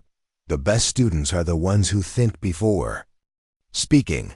Careful words are more valuable than quick words." Matthew's face brightened at this reassurance, and he took a tentative step away from his mother's protective presence. The arrival of the 3 refugee children created a stir of curiosity among the gathered parents. Anna and Beth Kowalski, aged 12 and 10 respectively, entered the classroom with the quiet dignity of children who had learned to adapt to changing circumstances. Their 8-year-old brother Peter held tightly to Anna's hand, his eyes wide as he took in his new environment. Emma was struck immediately by the children's obvious intelligence and the sophisticated sign language they used to communicate with each other. Their fluency made Grace's developing skills seem elementary by comparison, yet there was no condescension in their manner when Grace signed a greeting to them. Anna responded with graceful formality, her hands moving in patterns that were clearly more advanced than anything Jenny had encountered. The young girl watched with fascination, and Emma realized they were witnessing the beginning of a peer learning dynamic that would benefit all their students. Samuel addressed the Kowalski children in fluent sign language, his movements matching their sophisticated level of communication. Their relief at finding an adult who could interact with them in their preferred language was evident, and Emma felt a surge of gratitude for Samuel's extensive training. The final arrival created the most dramatic reaction from the assembled parents. Tom Brady entered with his 7-year-old daughter Lucy, whose bright red hair and freckled face radiated the kind of spirited confidence that immediately commanded attention. Unlike the other families, Tom showed no nervousness about the unconventional educational approach. "Lucy's been pestering me all week about learning the hand language," he announced to the group. "She's convinced it's going to make her the smartest girl in Colorado Territory." Lucy Brady's enthusiasm was infectious, and Emma watched as the other children began to relax in the presence of someone who viewed their diverse communication methods as exciting rather than challenging. Helen Morrison had not brought Sarah, despite her daughter's repeated requests. Her absence spoke louder than any verbal opposition could have, creating a subtle tension among the parents who were taking the risk of enrolling their children in this experimental program. Samuel gathered the 6 students in a circle on the floor, beginning the day with an activity designed to demonstrate the value of multiple communication methods. He placed a collection of objects in the center: a pinnacone, a smooth river rock, a dried flower, a piece of carved wood, and a small glass bottle filled with colored sand. "Each of you will choose an object and tell us about it," Samuel explained, signing as he spoke. "But everyone will share their story using a different method. Some will speak, some will sign, some will draw, and some will use movement to show us what their object means to them." The activity immediately engaged all the children, while demonstrating to watching parents that various forms of expression could be equally valid and effective. Jenny chose the carved wood and told its story through a series of graceful drawings that showed a tree growing, being shaped by wind and weather, and finally being transformed by human hands into something useful and beautiful. Anna Kowalski selected the glass bottle and signed an elaborate story about sand from different places, coming together to create something more beautiful than any single grain could achieve alone. Her sophisticated language skills impressed even Samuel, who translated for the hearing parents with obvious admiration. Matthew Henderson picked up the river rock and, in his characteristic whisper, shared a poetic description of water and time working together to create smoothness from roughness. His metaphorical thinking surprised his mother, who had never heard him express such complex ideas. Michael chose the pinnacone and delivered an enthusiastic spoken presentation about seeds, potential, and the patient process of growth. His natural leadership abilities emerged as he encouraged the quieter children to share their own interpretations. Beth Kowalski selected the dried flower and used a combination of signing and graceful movement to show the cycle of growth, blooming, and transformation that characterized all living things. Her performance was so compelling that even the adults found themselves drawn into her silent narrative. Lucy Brady grabbed the remaining object and promptly announced that she would tell her story using every method the others had demonstrated. Her ambitious presentation combined speaking, basic signing she had apparently learned from watching the other children, energetic gestures, and quick sketches, creating a multimedia experience that had everyone laughing and applauding. The success of this opening activity shifted the atmosphere in the classroom dramatically. Parents who had entered with skepticism began to see how different communication styles could enhance rather than complicate the learning process. Clara Henderson, in particular, seemed amazed by Matthew's confident participation when given alternatives to traditional verbal recitation. As the formal lessons began, Emma took responsibility for working with the hearing children on traditional academic subjects while Grace focused on helping Jenny develop more sophisticated sign language skills. Samuel moved between groups, facilitating communication and ensuring that all students felt included in every activity.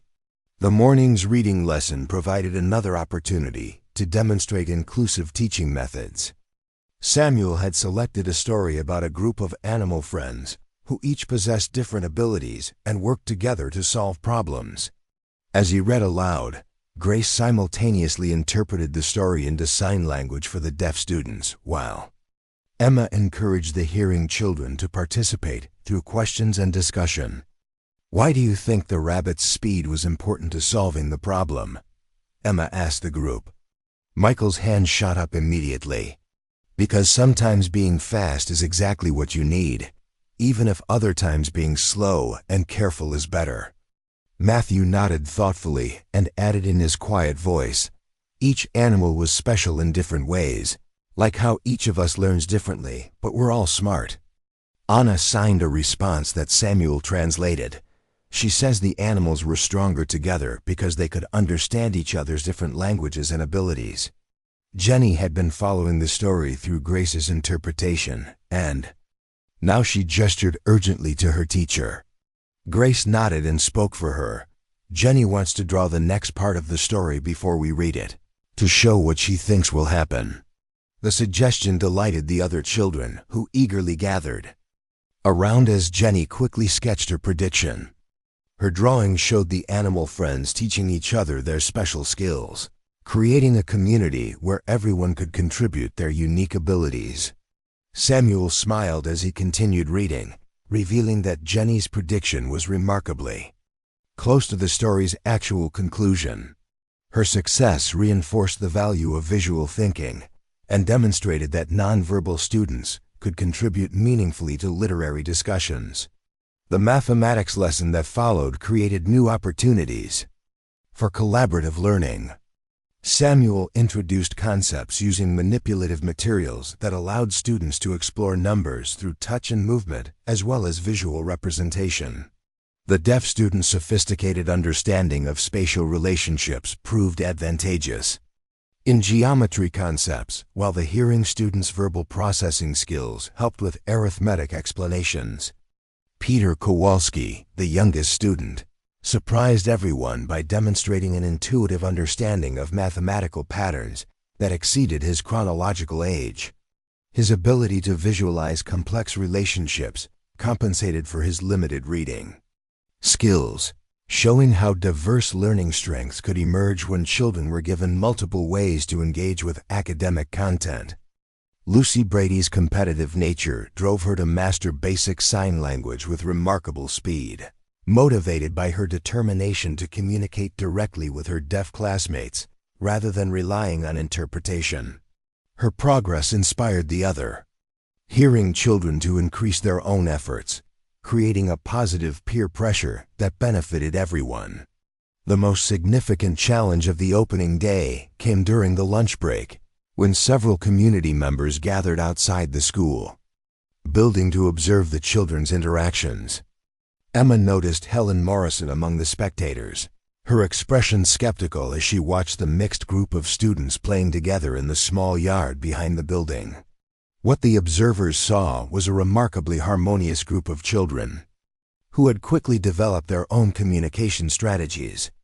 Jenny and Anna had become fast friends, sharing a combination of formal and homegrown sign language that allowed them to exchange complex ideas. The Henderson twins had appointed themselves as interpreters for children who needed help communicating across language barriers, while Lucy Brady organized games that accommodated different abilities and communication styles. The success of these natural interactions among the children began to shift community opinion more effectively than any amount of theoretical discussion could have achieved. Parents watching their own children laugh and learn alongside deaf students realized that their fears about negative impacts had been unfounded. Dr. Porter approached Emma during the lunch period with encouraging observations. The children are adapting to each other's communication methods more quickly than most adults adapt to new neighbors, he commented. This suggests that the resistance to inclusive education comes from learned prejudices rather than natural barriers. Emma nodded, watching as Matthew Henderson patiently showed Peter Kowalski how to skip stones in the creek while Lucy Brady attempted to teach Jenny a hand-clapping game adapted for visual rather than auditory rhythm. Children don't bring the same assumptions adults carry about disability and difference, Emma replied. They're simply problem-solving how to include everyone in their activities. The afternoon brought their first real test of crisis management, when a misunderstanding between students created tension that required careful handling. Michael Henderson had become frustrated trying to explain a concept to Anna Kowalski, and his increasingly loud repetition of the same words demonstrated his lack of understanding about deafness. "She's not listening to me," Michael complained to Emma, his voice rising with exasperation. Anna, meanwhile, had grown upset at Michael's obvious agitation, interpreting his behavior as anger directed at her personally, rather than frustration with the communication barrier. Samuel intervened smoothly, gathering both children and their classmates into a circle for an impromptu lesson about effective communication strategies. "Michael, what were you trying to tell Anna?" Samuel asked, signing as he spoke so that Anna could follow the conversation. "I wanted to show her how to make the math problem easier, but she won't pay attention," Michael replied, his frustration still evident. Samuel turned to Anna and signed. "Anna, what did you understand about Michael's communication?" Anna's response, translated for the hearing children, revealed her confusion. He kept making the same mouth movements over and over, getting more upset each time. "I thought he was angry with me for not understanding something I should know." The miscommunication provided a perfect teaching opportunity. Samuel explained to Michael that speaking louder or more frequently would not help a deaf person understand, while he helped Anna recognize that Michael's behavior indicated frustration with the situation rather than anger at her personally. "When we can't communicate effectively, what should we do instead of getting frustrated?" Samuel asked the group. Jenny raised her hand and gestured her response, which Grace translated. Jenny suggests using pictures or asking someone to help interpret. Lucy Brady added her own solution. "We could learn more sign language so we don't need interpreters for simple things." Matthew Henderson offered his characteristic thoughtful perspective. "Maybe we should ask what kind of help someone wants, instead of assuming we know what they need." The discussion led to the establishment of classroom protocols for handling communication difficulties, with students taking ownership of developing solutions rather than simply following adult-imposed rules. This collaborative approach to problem-solving impressed the parents who had remained to observe the afternoon activities. The successful resolution of the first student conflict demonstrated the school's commitment to using challenges as learning opportunities rather than viewing them as evidence of program failure. Emma recognized that this approach would be crucial for maintaining community support as more complex situations inevitably arose. The day concluded with a presentation by each student about what they had learned and how they felt about their new educational environment. The variety of communication methods used for these presentations showcased the school's inclusive philosophy while allowing each child to demonstrate their unique strengths. Jenny's presentation took the form of a detailed drawing showing all 6 students working together in various activities, with careful attention to the different ways they communicated and learned. Her artistic skills had documented the day's events with remarkable accuracy and insight. Anna and Beth Kowalski collaborated on a signed presentation about the importance of patience and understanding when people use different languages. Their sophisticated communication skills impressed all the adults present, demonstrating the high academic potential of deaf students when given appropriate educational opportunities. Peter Kowalski surprised everyone with a mathematical presentation that used manipulative materials to show how numbers could be understood through visual patterns, as well as verbal counting. His innovative approach suggested teaching methods that could benefit all students, not just those with learning differences. The Henderson twins presented together, with Michael speaking while Matthew provided thoughtful written commentary on one. The day's experiences. Their complementary communication styles illustrated how different personality types could support each other's learning. Lucy Brady's presentation was characteristically energetic, combining spoken words, basic signing, dramatic gestures, and quick sketches to summarize everything she had learned about inclusive communication. Her enthusiasm was infectious and reminded all observers of the joy that learning could bring when children felt accepted and valued. As parents gathered their children at the day's end, the mood was markedly different from the morning's nervous anticipation. Clara Henderson lingered to speak privately with Emma about Matthew's transformation. "I've never seen him participate so confidently in a group setting," Clara admitted. "Whatever you're doing to make him feel comfortable is remarkable." Margaret Fletcher expressed similar amazement at Jenny's social development. She's always been isolated from other children her age. Today she made friends and felt like part of a real community for the first time. Tom Brady's assessment was characteristically direct. Lucy's learned more about communication and cooperation in one day than she had in months of trying to teach her at home. This approach works. Even parents who hadn't enrolled their children stopped by to express interest in future opportunities. The visible success of the opening day had shifted community perception more dramatically than any amount of advance publicity could have achieved. However, not everyone in Cedar Falls celebrated the school's promising beginning. As Emma, Grace, and Samuel cleaned the classroom and prepared for the next day, Martha Fleming arrived with concerning news from town. "Helen Morrison's been busy this afternoon," Martha reported grimly. "She's been visiting families, spreading stories about the school becoming a place where normal children are held back by having to accommodate the disabled ones." Emma felt her heart sink at this news. What kinds of stories? Claims that the deaf children were disruptive, that they monopolized teacher attention, that hearing children weren't getting proper instruction, Martha replied. "None of it true based on what I heard from parents who were actually here. But Helen's got a gift for making people worry about things that haven't happened." Samuel's expression grew serious. "Misinformation campaigns can destroy community programs, even when the programs themselves are successful. We need to address these concerns directly before they take root." Grace signed her thoughts, and Samuel translated. She suggests inviting skeptical parents to observe classes themselves, rather than relying on second-hand reports. Emma recognized the wisdom in Grace's suggestion, but she also understood the delicate balance they needed to maintain.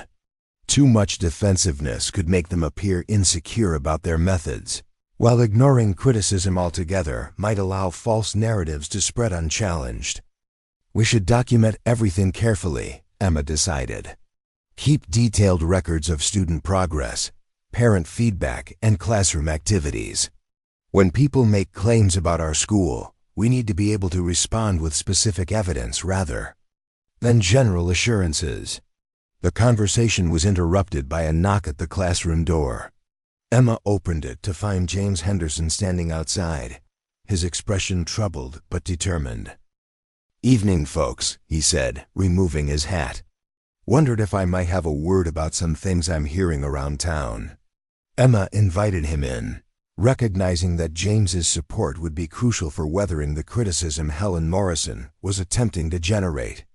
Helen Morrison came by my shop this afternoon with some concerns about the school. James began carefully. Wanted to know if I'd noticed any problems with my boy's education today. Samuel leaned forward with interest. What did you tell her? Told her my boys came home more excited about learning than I'd seen them in months, James replied firmly. Told her Michael's already planning to teach our horses some hand signals, and Matthew actually talked through dinner instead of sitting. Quiet like usual. Emma felt relief wash through her at this support from a respected community member. James continued, but Helen's got other parents worried. She's saying things about the school not being properly supervised, about children being encouraged to abandon normal speech in favor of hand-waving, about academic standards being lowered to accommodate disabled students. Those are serious accusations, Samuel said quietly. Do you believe there's truth to any of them? Not based on what I observed today, James replied honestly. But Helen is good at planting seeds of doubt, especially with parents who are already nervous about trying something new. Grace wrote on her slate, "What would help parents feel confident about our teaching?" James read her note thoughtfully. Proof that their children are learning what they need to know for their futures. Regular reports on progress. Maybe some kind of demonstration where parents can see exactly what goes on in the classroom. Emma seized on this suggestion. What if we held monthly family education sessions? Parents could participate in lessons, see our teaching methods firsthand, and learn basic sign language themselves. That's brilliant, Samuel agreed. Family involvement would address concerns about our methods while building community support. For inclusive education, James nodded approvingly. That might work. Parents around here want to be involved in their children's education, but they need to understand what that education involves. As James prepared to leave, he offered one final piece of advice. Don't underestimate Helen Morrison's influence, but don't overestimate it either.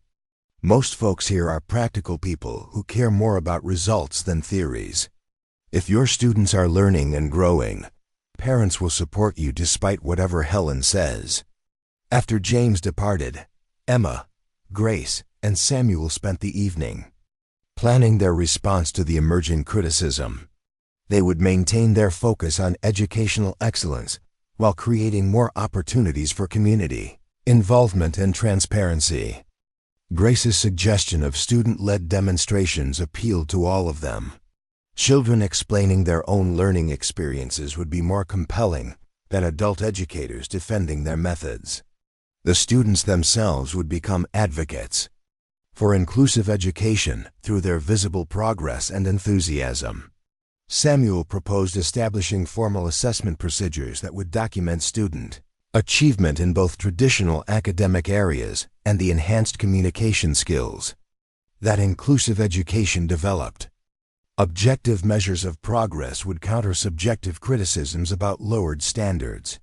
Emma focused on strengthening relationships with supportive families while reaching out to uncommitted community members. Building a broader base of informed allies would help counter the influence of vocal opponents. As they finalized their plans, Emma reflected on how quickly success could generate new challenges. The school's promising beginning had inspired both enthusiastic support and determined opposition, setting the stage for a more intense struggle over the future of education in Cedar Falls. The stakes were higher now than when they had simply been trying to establish the school. They were fighting for a vision of community that valued every member's contributions, regardless of their differences. The outcome would determine not just the fate of their educational experiment, but the kind of society Cedar Falls would become as it rebuilt from the devastation of the flood. Emma looked at Grace and Samuel, her partners in this ambitious undertaking, and felt her resolve strengthen. They had proven that inclusive education could work. Now they needed to prove it could survive the political and social pressures that always accompanied meaningful change. The real battle for the school's future was just beginning. The crisis that would test everything they had built began on A gray November morning when Emma arrived at the school to find a formal notice nailed to the door. The document, bearing the official seal of the Cedar Falls Town Council, announced that the school's operating permit was under review due to concerns about educational standards and appropriate supervision of vulnerable children. Grace appeared at Emma's shoulder as she read the notice, her face pale with understanding of what this official action could mean. Samuel arrived moments later, his expression growing grim as he scanned the document. "This is Helen Morrison's work," Emma said quietly. "She's managed to turn her personal campaign into official action." Samuel studied the notice more carefully. "The review is scheduled for next Friday. That gives us 6 days to prepare our defense." Grace signed urgently, and Samuel translated her concerns. "She's asking what happens to our students if the permit is revoked. Where will they go for education?" The question struck at the heart of Emma's deepest fears. Jenny Fletcher had blossomed in their inclusive environment, finally finding her place in a community of learners. The Kowalski children had regained hope for their educational future after months of uncertainty. Even the hearing students had developed communication skills and empathy that would serve them throughout their lives. "We won't let that happen," Emma declared with more confidence than she felt. "We've proven our methods work. We have student progress, parent support, and clear evidence of educational success." Martha Fleming approached from across the square, her expression troubled as she took in their gathered group and the official notice.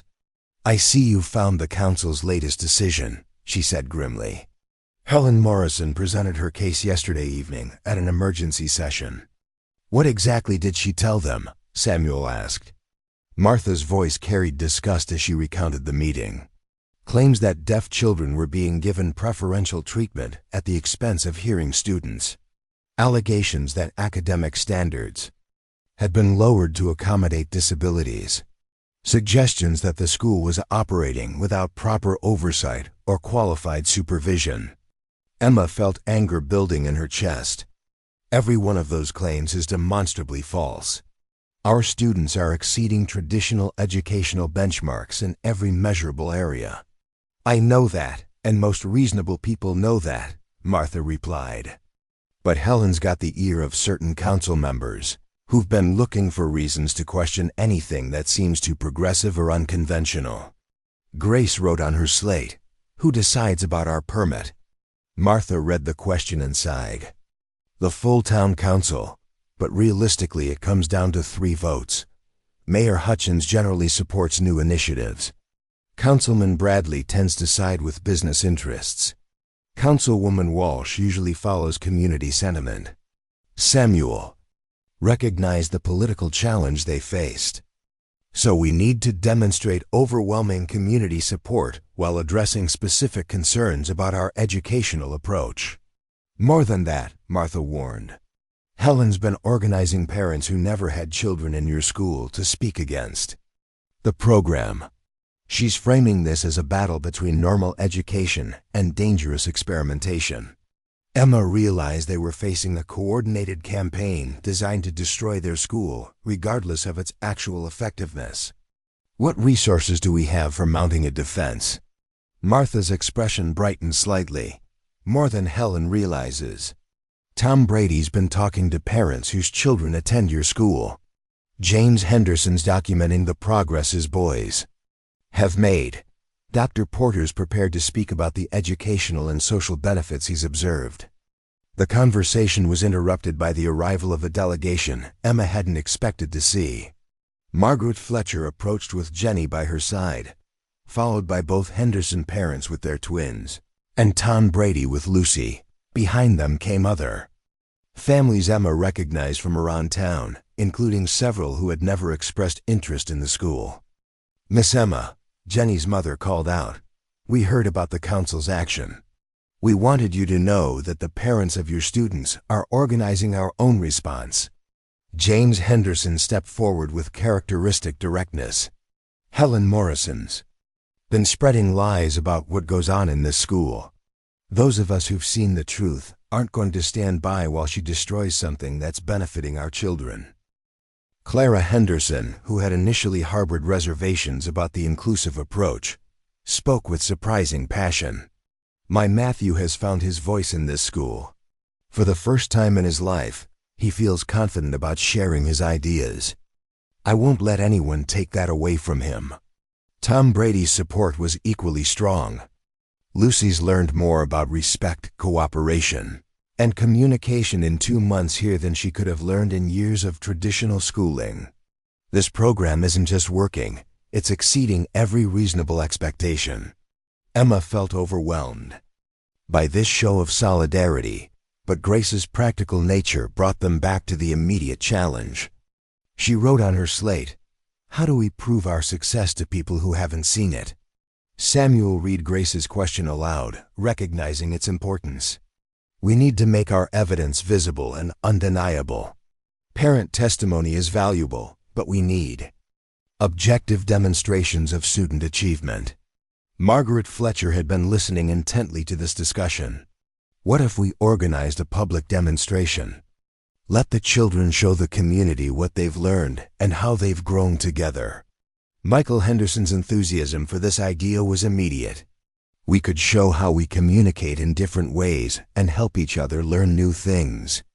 Lucy Brady bounced with excitement.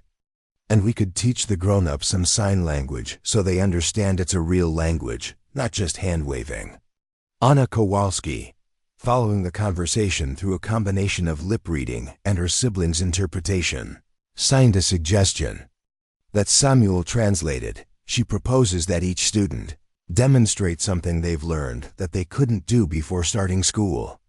Emma recognized the power of this approach, a showcase of individual progress combined with collaborative achievements. We could document skill development, academic growth, and social integration all in one presentation. The planning session that emerged from this conversation revealed the depth of community investment in the school's success. Parents volunteered to organize logistics, contact sympathetic council members, and spread word about the demonstration throughout Cedar Falls and surrounding areas. Dr. Porter offered to compile medical and developmental assessments showing the positive impact of inclusive education on all students' growth. His professional credentials would lend weight to their arguments about the program's benefits. Martha Fleming suggested holding the demonstration at the community center rather than the school, making it a public event that would be harder for opponents to dismiss or ignore. Make it clear that this is about the future of education in Cedar Falls, not just your particular program. As the group dispersed to begin preparations, Emma found herself alone with Grace and Samuel in their classroom.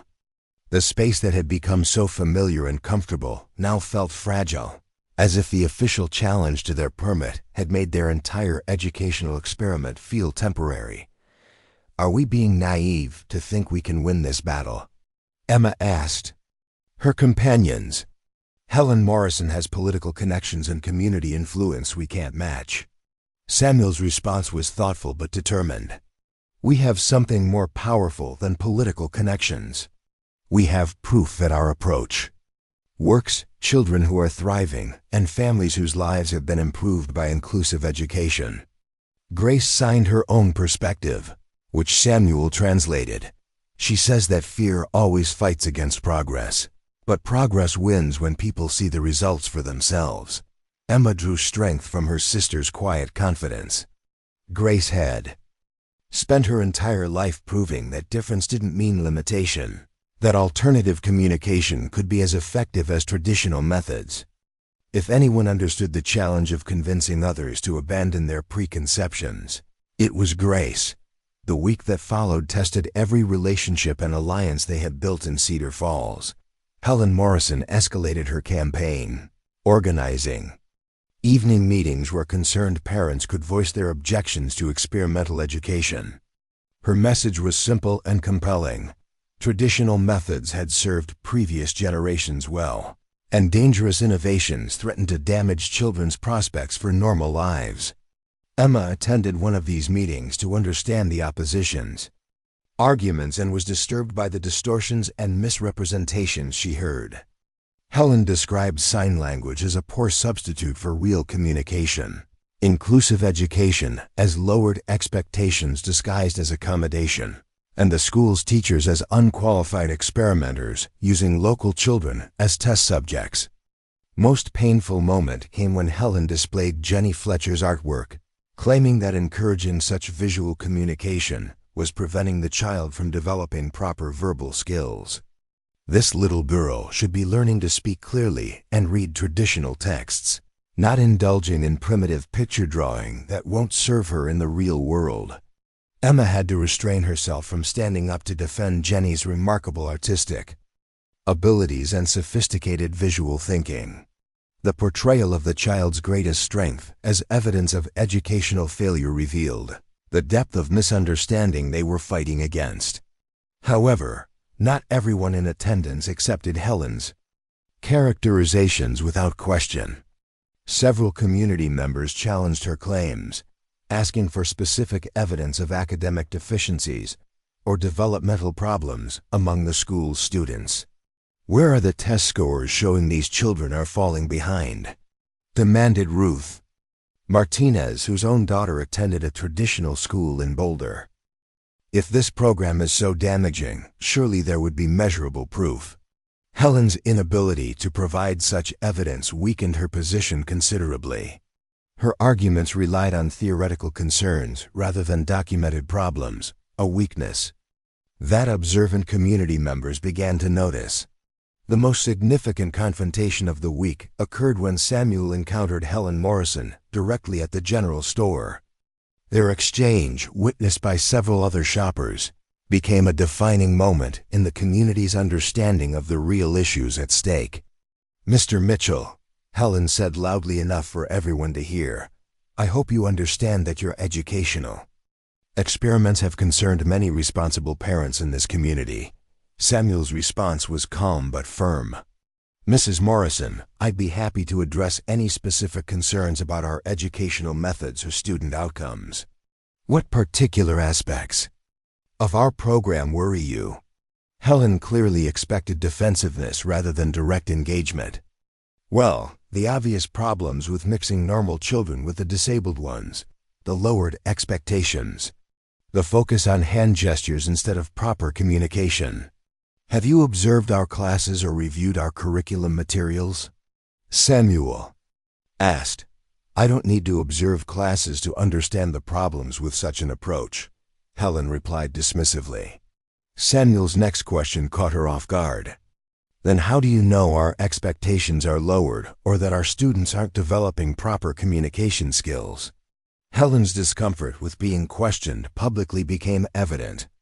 It's obvious that accommodating disabled children requires reducing demands on normal students. That assumption contradicts the documented experiences of our enrolled families," Samuel replied. "Perhaps you'd like to visit our classroom to see how inclusive education actually functions before drawing conclusions about its effectiveness." The public invitation, witnessed by multiple community members, put Helen in an impossible position. Refusing would make her seem close-minded, while accepting would expose her to evidence that contradicted her predetermined opinions. Helen's eventual response revealed her true position. "I don't need to visit your school to know that. Traditional education methods are superior to experimental approaches." The exchange demonstrated to observing community members that Helen's opposition was based on ideology rather than evidence, significantly undermining her credibility with undecided citizens. Meanwhile, preparations for the public demonstration intensified as students and families worked together to showcase their educational achievements. The collaborative planning process itself became a powerful example of the inclusive community the school was fostering. Jenny Fletcher took responsibility for creating visual displays showing the academic progress all students had made since October. Her charts and graphs, beautifully illustrated with her characteristic artistic skill, documented improvements in reading, mathematics, and communication across all enrolled children. The Kowalski siblings organized a presentation about different types of intelligence and learning styles, demonstrating how diverse approaches to education could benefit students with varying strengths and challenges. Their sophisticated analysis impressed even parents who had initial reservations about inclusive education. Michael and Matthew Henderson planned a collaborative demonstration of problem-solving techniques, showing how different thinking styles could combine to tackle complex challenges more effectively than either approach alone. Lucy Brady appointed herself as Master of Ceremonies, designing an opening presentation that would immediately engage the audience and set a positive tone for the entire event. Samuel worked with Dr. Porter to prepare detailed documentation of student progress, including standardized assessments that would allow comparison with traditional educational outcomes. The data clearly showed that inclusive education was producing superior results in both academic achievement and social development. Grace took on the crucial role of demonstrating sign language as a complete, sophisticated communication system. Her presentation would directly address misconceptions about deaf communication while showing the practical benefits of multilingual fluency.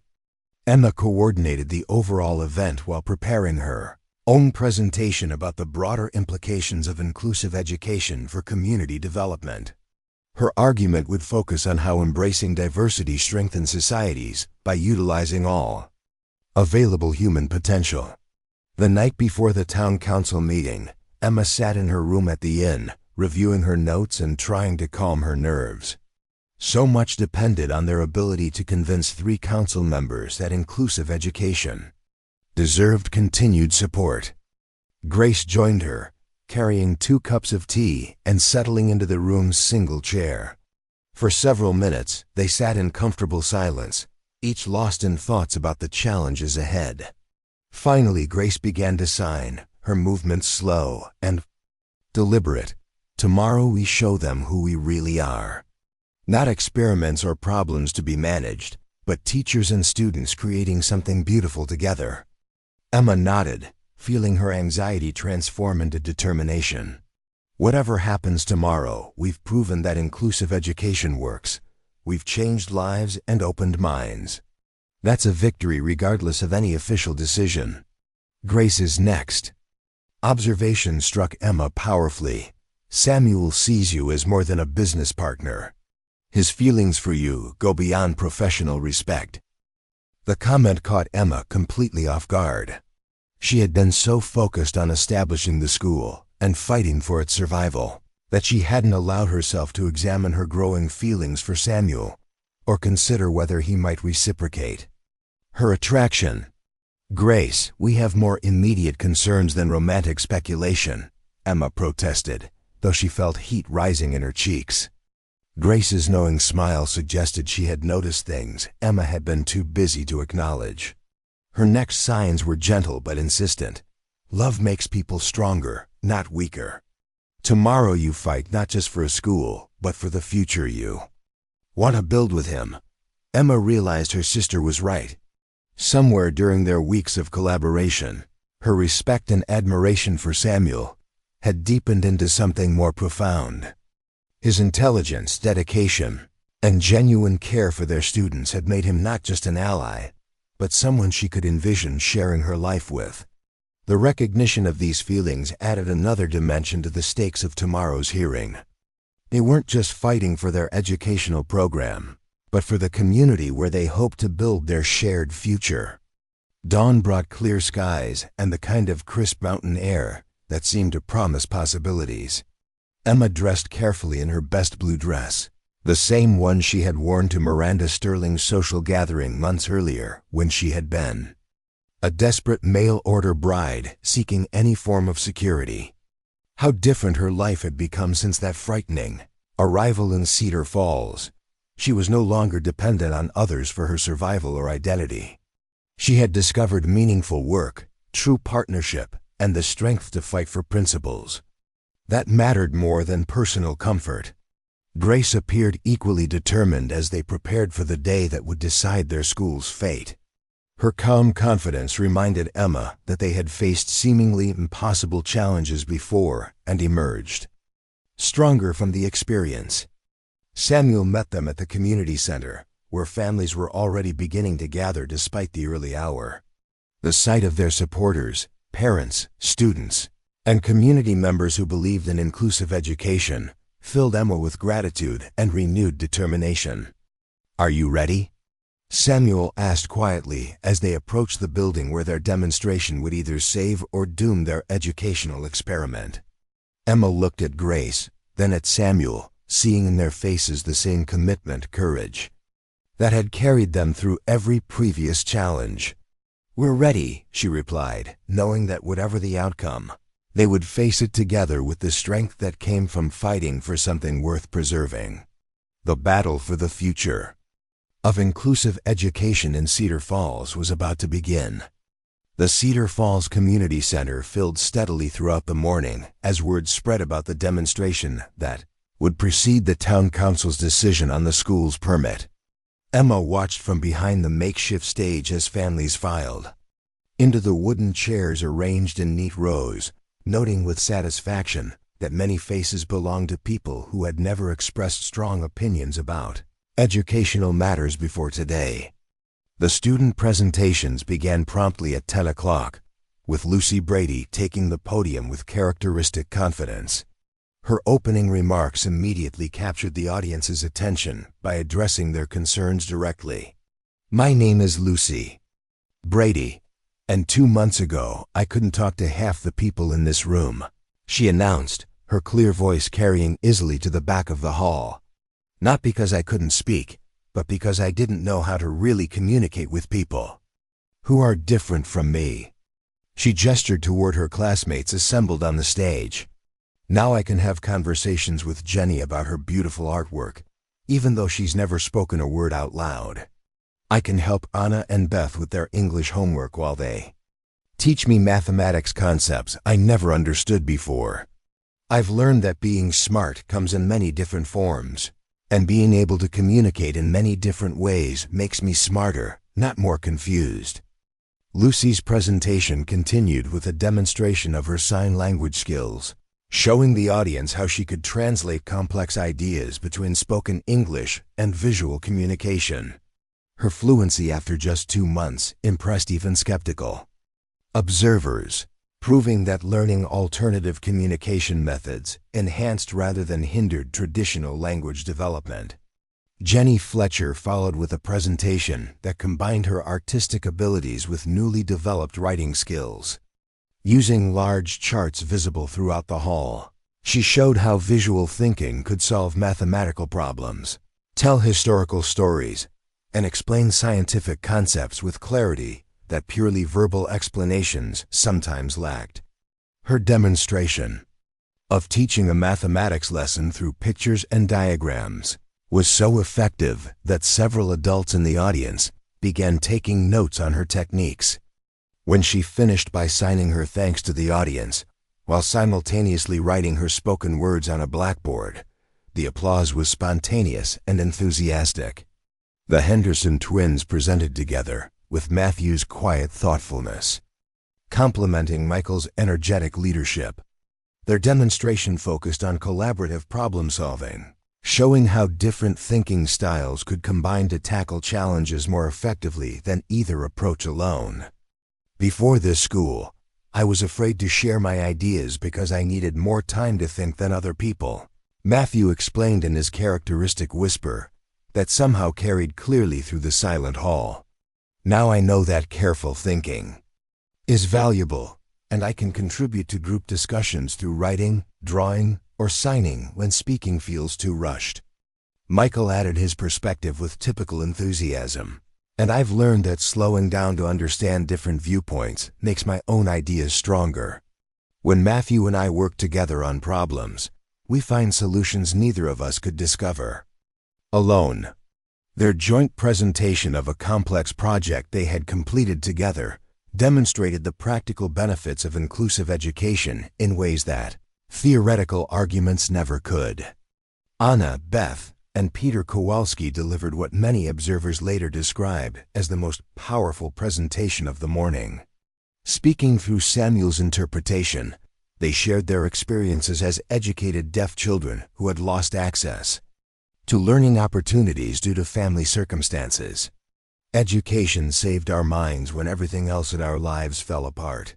Anna signed, her graceful movements translated by Samuel's equally fluid interpretation. The school didn't just give us back our learning. It showed us that we could belong to a community that values all kinds of intelligence and communication. Beth's contribution focused on the practical skills they had gained. We're not just learning to communicate with hearing people.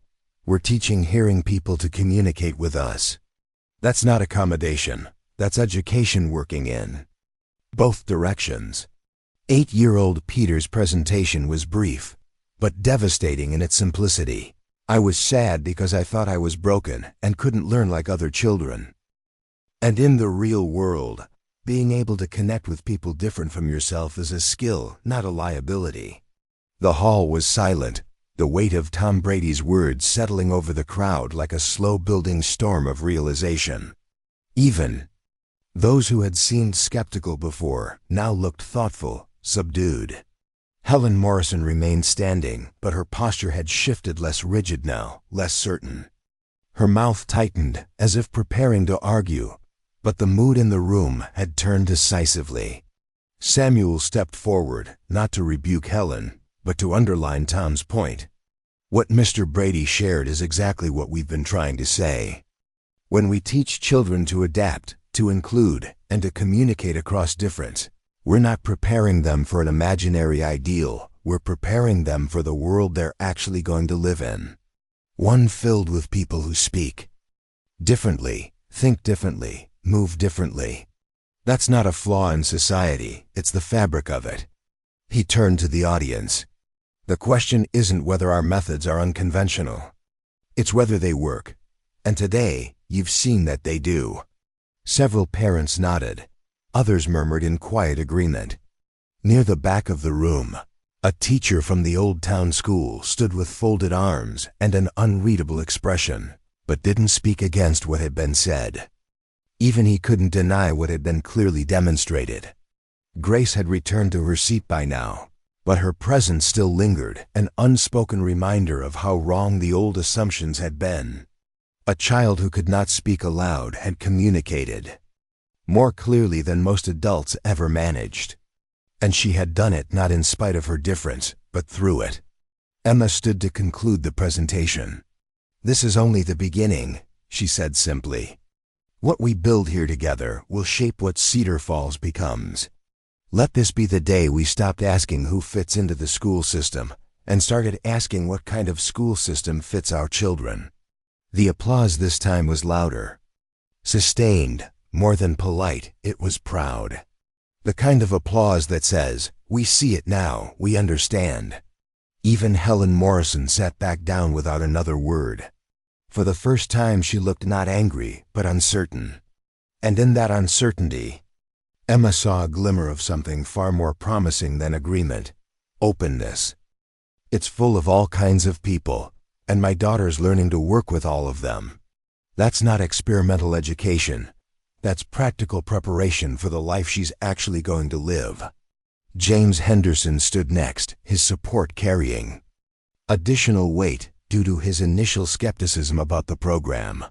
"My boys have learned more about cooperation, respect, and problem-solving in this school than they learned in years of traditional instruction. Matthews gained confidence I never thought possible, and Michael's learned that leadership means helping others succeed, not just getting ahead yourself." Margaret Fletcher's testimony provided the most personal perspective.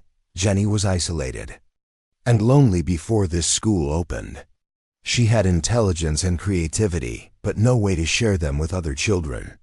Now she has friends, teachers who understand her abilities, and a future that includes education rather than just survival. "This program didn't just change my daughter's academic prospects. It gave her a community where she belongs."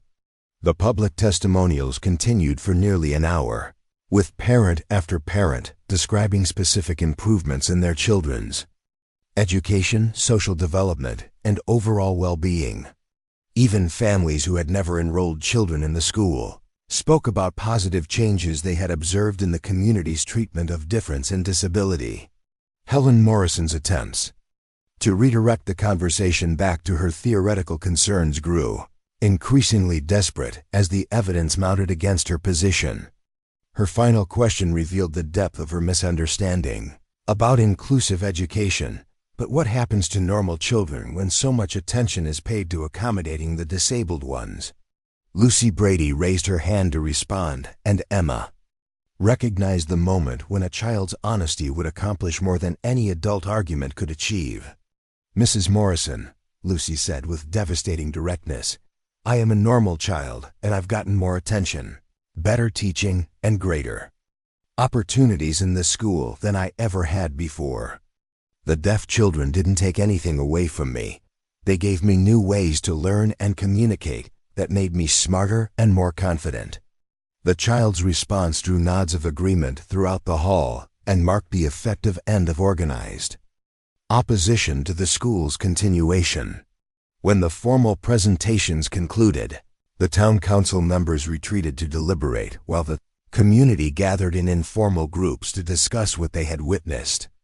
Emma moved through the crowd, listening to conversations that revealed how dramatically public opinion had shifted during the morning's demonstrations. Those children are remarkable, she heard one mother comment to her neighbor. My daughter could benefit from that kind of innovative teaching. The deaf students are so articulate and intelligent, another parent observed. I had no idea sign language was such a sophisticated communication system. Tom Brady's right about the practical benefits, a local businessman added. Being able to communicate with all kinds of customers is good for business and good for community relations. Emma found Samuel standing near the windows, watching the council members through the glass as they conducted their deliberation.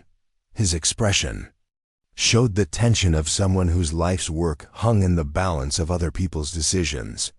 Whatever happens today, we've accomplished something important, Emma said softly, moving to stand beside him. Samuel turned to look at her, his gray eyes reflecting both exhaustion and hope. The children were magnificent.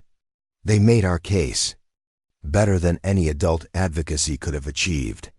Emma felt the truth of Grace's observation from the previous evening. Her feelings for Samuel had indeed grown beyond professional respect into something deeper and more personal. The shared struggle to establish their school had revealed his character in ways that ordinary social interaction never could have shown. Samuel, she began carefully, I need to tell you something that goes beyond our professional partnership. Before she could continue, Grace appeared at her elbow with her characteristic perfect timing. Her sister's knowing smile suggested she had deliberately sought them out at this moment of vulnerability and possibility. Grace wrote quickly on her slate, the council is returning. Time for personal conversations later. Time for celebrating success now. Indeed, Mayor Hutchins was calling for the community's attention as the three council members resumed their seats at the front of the hall. The room fell silent as everyone waited to learn the fate of inclusive education in Cedar Falls. The Cedar Falls Town Council has reached a unanimous decision regarding the educational permit review, Mayor Hutchins announced, his formal tone giving no hint of the outcome. Emma felt her heart pounding as she waited for words that would determine not just the school's future, but the direction of her own life. After careful consideration of the evidence presented today, including direct observation of student progress and community testimony about program effectiveness, the council votes to not only continue the current educational permit, but to expand it to accommodate additional students and educational innovations. The hall erupted in cheers and applause as parents, students, and supporters celebrated the victory. Emma felt tears of relief and joy streaming down her face as Grace hugged her tightly and Samuel's hand found hers in the midst of the celebration. Mayor Hutchins raised his voice to continue over the noise. Furthermore, The council formally commends Emma Collins, Grace Collins, and Samuel Mitchell for their dedication to educational excellence and their contributions to making Cedar Falls a community that values every citizen's potential. The formal recognition meant more to Emma than any amount of money or social status could have provided. They had not only survived the challenge to their school, but gained official endorsement for their educational philosophy. As the crowd began to disperse, families approached the teachers with congratulations and questions about enrollment for additional children. The success of the demonstration had generated interest from parents throughout the region, suggesting that their small experimental program might grow into something much larger and more influential. Helen Morrison departed without speaking to anyone, her defeat complete and public. However, Emma felt no satisfaction in the woman's humiliation. The battle had never been personal. It had been about competing visions of community and education. Tom Brady approached the group of teachers with his characteristic directness. Lucy wants to know if she can bring her cousin to visit the school next week. Girl's been having trouble in the Boulder school system, and after today's presentations, her parents think your approach might suit her better. The request represented exactly the kind of growth and recognition Emma had hoped their success would generate. Word would spread about inclusive education's effectiveness, creating opportunities for more children and more communities to benefit from innovative teaching methods. As the community center emptied, Emma found herself alone with Samuel and Grace, the three partners who had built something remarkable from the ashes of disappointment and deception. "We did it," Samuel said quietly, his voice carrying wonder as much as satisfaction. Grace signed her own observations, which Samuel translated. "She says this is just the beginning. Now we build something even better." Emma looked at her sister and the man who had become so much more than a professional colleague. Grace is right. Today we prove that inclusive education works. Tomorrow we start proving that it can transform entire communities. Samuel's expression grew serious as he turned to face Emma directly. "Before we start planning tomorrow, I need to finish the conversation we began earlier." Emma felt her pulse quicken as she realized they had reached the moment when professional partnership might become personal commitment. "Emma," Samuel continued, his voice soft but clear, "working with you these past months has shown me what true partnership means.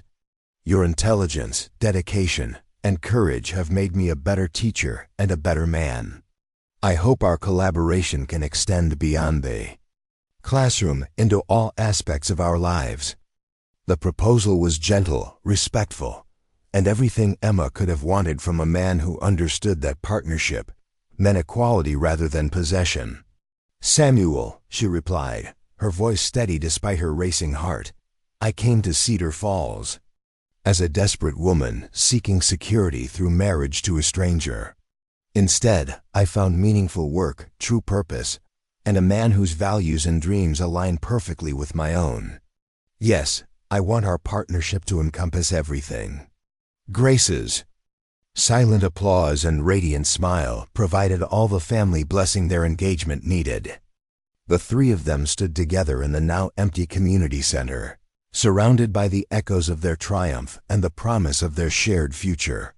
6 months later, Emma stood in the same community center, now decorated with flowers and filled with friends, as she and Samuel exchanged vows in a ceremony that reflected their commitment to inclusive community building. Grace served as her sister's witness, signing the wedding ceremony simultaneously for the growing deaf community that had gathered in Cedar Falls. The school had indeed expanded, now serving 15 students from throughout the region and employing 2 additional teachers trained in inclusive education methods.